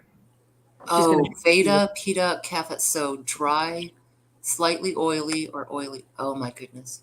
Ah. Cold. Cold, hot, or cold. Right? Yeah, but if you go down, these are all Veda properties. These are Pitta properties. The last one of Kapha is lubricating, so I think that's where most of us are. Yeah, and dense. Most men are and sticky. Sticky. Honey. Let's see. I'm on the rough side. Are you sour smelling? No, you smell good all the time. It sounds like we need to Go to See, the, men tend to be more Kama Catholic. Sutra now. Yeah. I'm not cold though. You're hot. I'm always warm. I'm always hot. Yeah, but always see, that's where sweaty. you have to find these balances, right? And then there's different recipes in here to help you adjust accordingly, like for eating, exercising, skincare, and then you have like all these quizzes you have to fill out and work out, if Well, I don't want to do homework. well, this book is all about homework. Yeah. No. To figure it all out, there's a lot of questions you have to answer honestly. So it's a fantastic system. Would you send a picture of that to me in our chat, Monique? Yeah, I've had this book for years. I mean, oh my God, probably 20 years.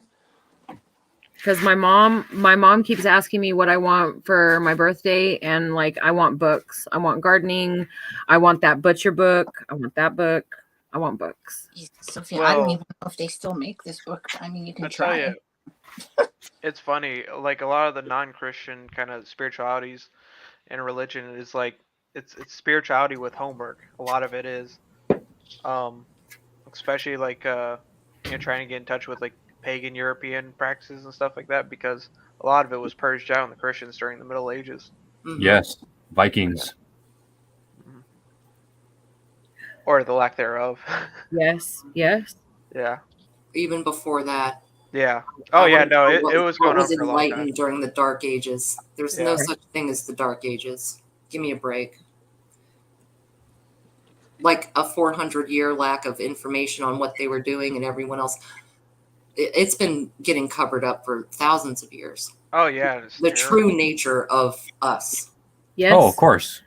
And so much of history and things that like we need, like, or at least I feel we need now. Well, heck, look at the Egyptians. I mean, come on. I mean, well, it's a perfect example. So look at something like the Vedic people, the Indian people. They were able to be left alone for centuries to thoroughly practice, and that's why they got so many tomes. They got so many volumes of books and so much rich history preserved because they weren't purged out by another group of people. Yeah. No, I can stay just like this, baby. It's okay. Yeah, I agree, Bug Dude. If we look back, there are snapshots of time which have clearly been manipulated, and huge turning points occur and narratives driven all through history. Go back as far as you want.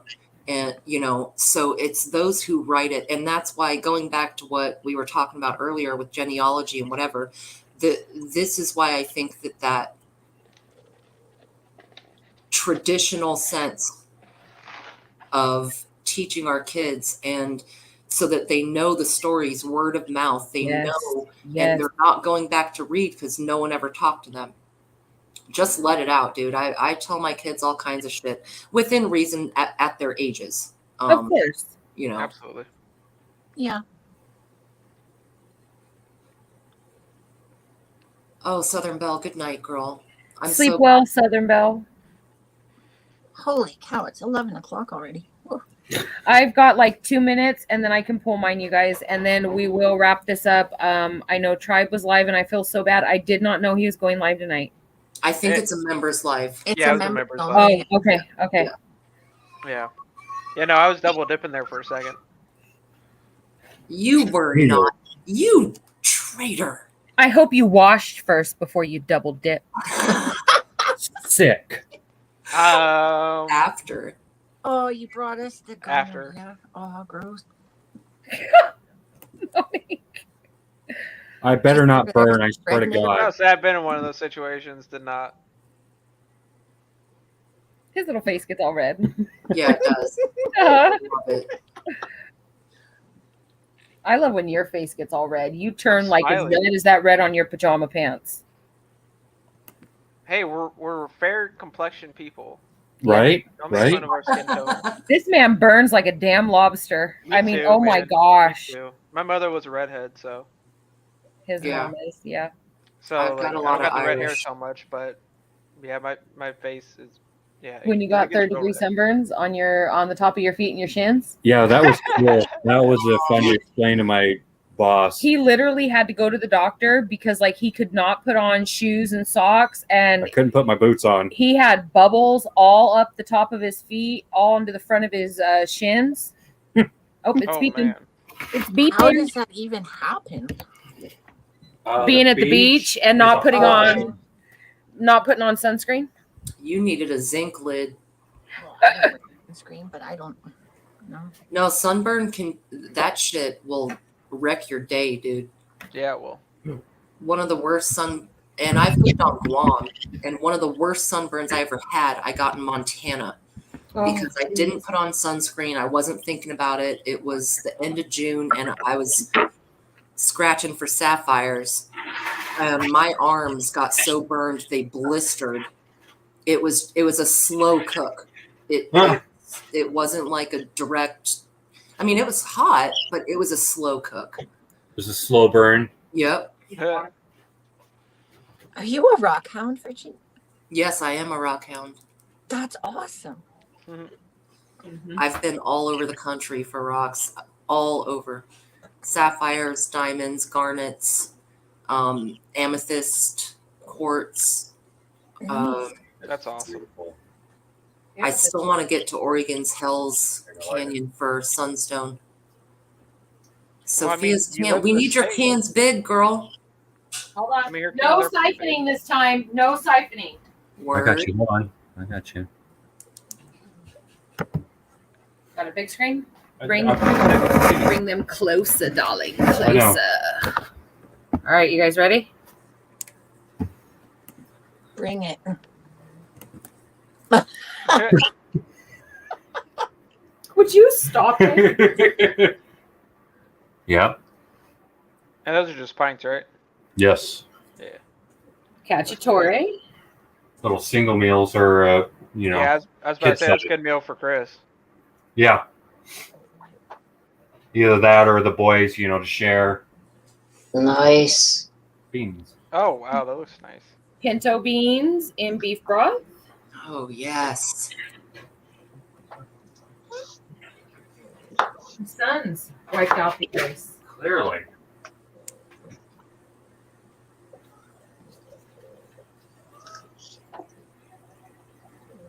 And this is, so from the chicken cacciatore you did yesterday, you got five more pints? 5 pints, and then I did 3 pints of the pinto beans and beef broth. So I had a full can. Oh, I am just like so excited that I was able to do this today. And you didn't have to do it alone.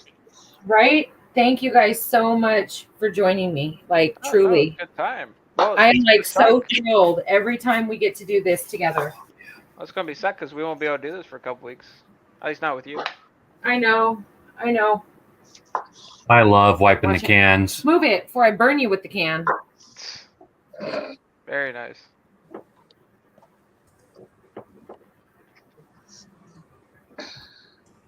Okay, 2 more.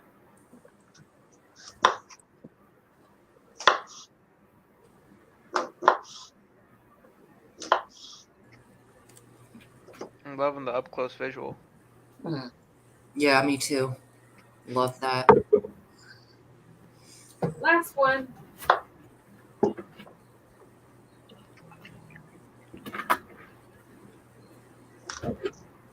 Yes, Sophia. And they'll float and work themselves out. You got a floater. So here they all are, you guys. Oh, Ghost came in.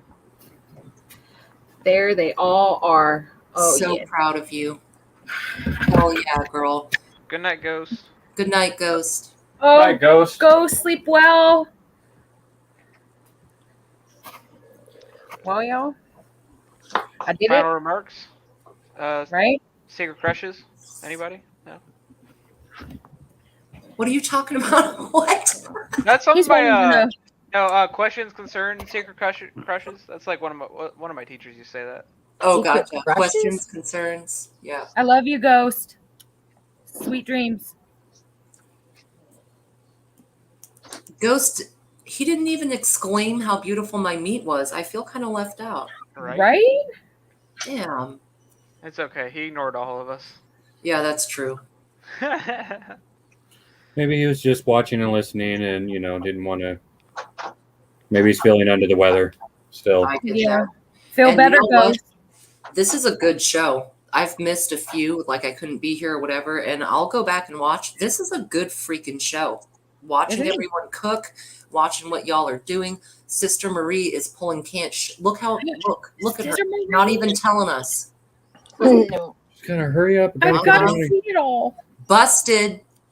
Dang it, Sister Marie. What? Look at you trying to be sneaky over there. Right? This show is awesome. And you're at 20% of it. Let's see. See, you can do that for me. Yeah.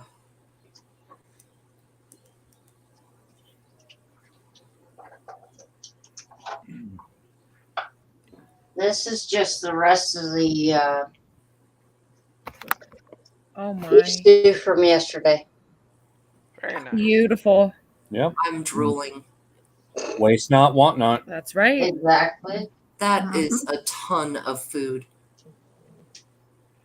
And with today's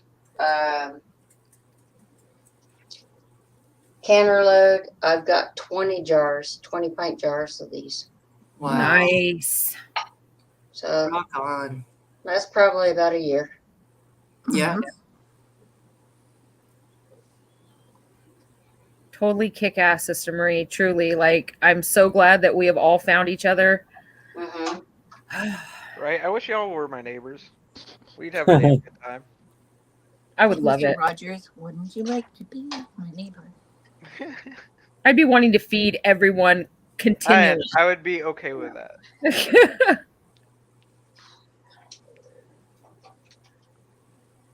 I tell you what, lifting them up like this after they're loaded and everything and cooked, you feel it right here. Uh-huh. You got canner arm. Yeah, dude. Yeah. Right. Oh, look at all that. That's why I need a big canner. Mm-hmm. I'm telling you, once we get out to PA, we'll get you one of those and A stuff. huge one. Um, Oh, man. and then we can Right, who? Yum, yum. couples can CNC. Couples canning. Right. Canning. That's copyrighted. Nobody take it. Okay, that's our idea. Okay? That's our Look idea. how quick you were. Yeah. Man, you really got that out quick. She's right. Beautiful, Sister Marie. Like, Yes. truly. Yes. Awesome. Again, awesome. And Roots and JR and Monique being my little wingman. I try. I love you dearly, Monique.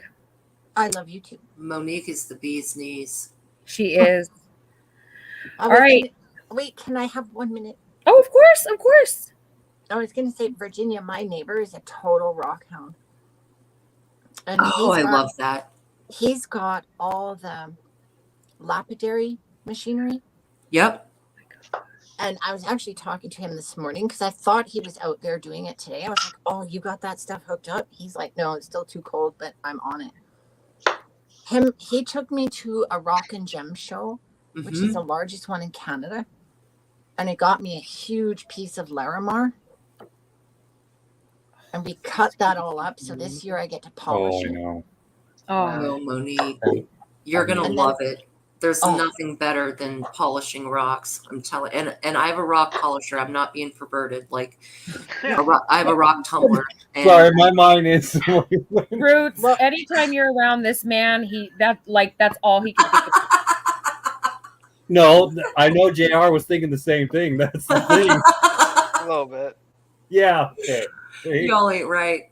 Okay, No, guys, we're I'm Yeah, gonna not. sure, jump down. Virginia. I think it's been a lovely session, and It I know has. Sophia's had a long couple of days, so I'm out. Yep. I love you, Good Ruth. night. Thank you. See Night, y'all later. Ruth. See ya. Bye.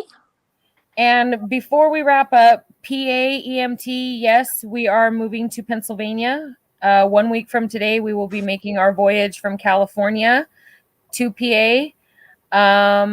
We'll be in essentially like more southern central. We'll be in Cumberland County. So, yeah. We'll be live streaming our voyage off and on. Yep. His So- channel, my channel. Yes. We'll go back and forth. I will miss all of you dearly. And like, I'm so sad I won't be canning, but that first canning session, I will be scheduling it before we leave here. And that first canning session in the new home, you guys. That's Right. ballsy, girl. That'll be awesome. You have a lot of work to do before you can can. Oh, bull. I'll be pulling jars in the canner and everything. And I'll be like, nope, I don't care if shit's unpacked. We're canning. I mean, once everything makes it into the house, you got to figure it takes weeks, months to unpack everything anyways. Yeah. So as long as everybody has a bed to sleep in, there's a refrigerator to put food in. Electricity, coffee maker, we're good. Yeah, we're good. Yeah. Right. But I want to thank each of you, even those who are not on panel tonight. I want to thank everyone in this community for not only helping me along, but helping to teach other people. Yes, Sherry, I do have a channel. You would have to post your link. Yes. I would. Oh, I heard a ping. I just want to thank everybody for their influence in my life, in all of this. Truly, Is Ruth still there? I will miss you all very much. You're welcome, Sophie. Thank you. I will miss you all very much. And I will definitely, Sister Marie, JR, I'll definitely text you guys and let you know when we get into Ohio. Absolutely. Cool. Yeah, we'll figure out something. So, All right. How do I put? Honey, I don't Okay. know how to do this. hold on. Let me put. If you guys have anything to say, go right ahead, please. I mean, just So you're gonna thank go. y'all. You guys are awesome. Mm-hmm. Appreciate y'all. Mm-hmm. Oh, gotcha. Okay. I appreciate the support from the community and for people that have been on this panel for their support in my channel and what I do. Absolutely. Sister Marie, you're a total rock star. Right? Thank you. Thanks, You're Stuart. welcome. Thank you, Sherry. Yeah. I mean, honestly, this community is awesome. And I mean, from the panels to the chats, I mean, the community is just, I mean, the support in the community is just, I mean, it's wonderful. It's great. Oh, it's everything. Yeah. It is. Yeah. Yeah. I don't think there's really many other YouTube kind of communities like this out there at all. No. No. Most of So them it's are a pretty focused. toxic. Yeah, and they're Yes. focused Yeah. on themselves and stuff compared to it's a group effort here. I mean, it's everything. It's Yeah. everybody. And as long as we continue to work together, we'll be okay. Absolutely. Well, it takes the village theory, you know. Yep. Absolutely. We Thank all you. have unique talents that we bring to the table. All right, y'all. Love Calling you it. all. Stay groovy. Stay safe in your journey. Of course. I love Okay. you guys. Please, Bye. please, everyone have a fabulous night. And again, thank you guys so much for always being The here best. and cheering us on. Good night. Bye. Good night. Thanks, Independent. Thank Night, you. baby. Thank you, Andy.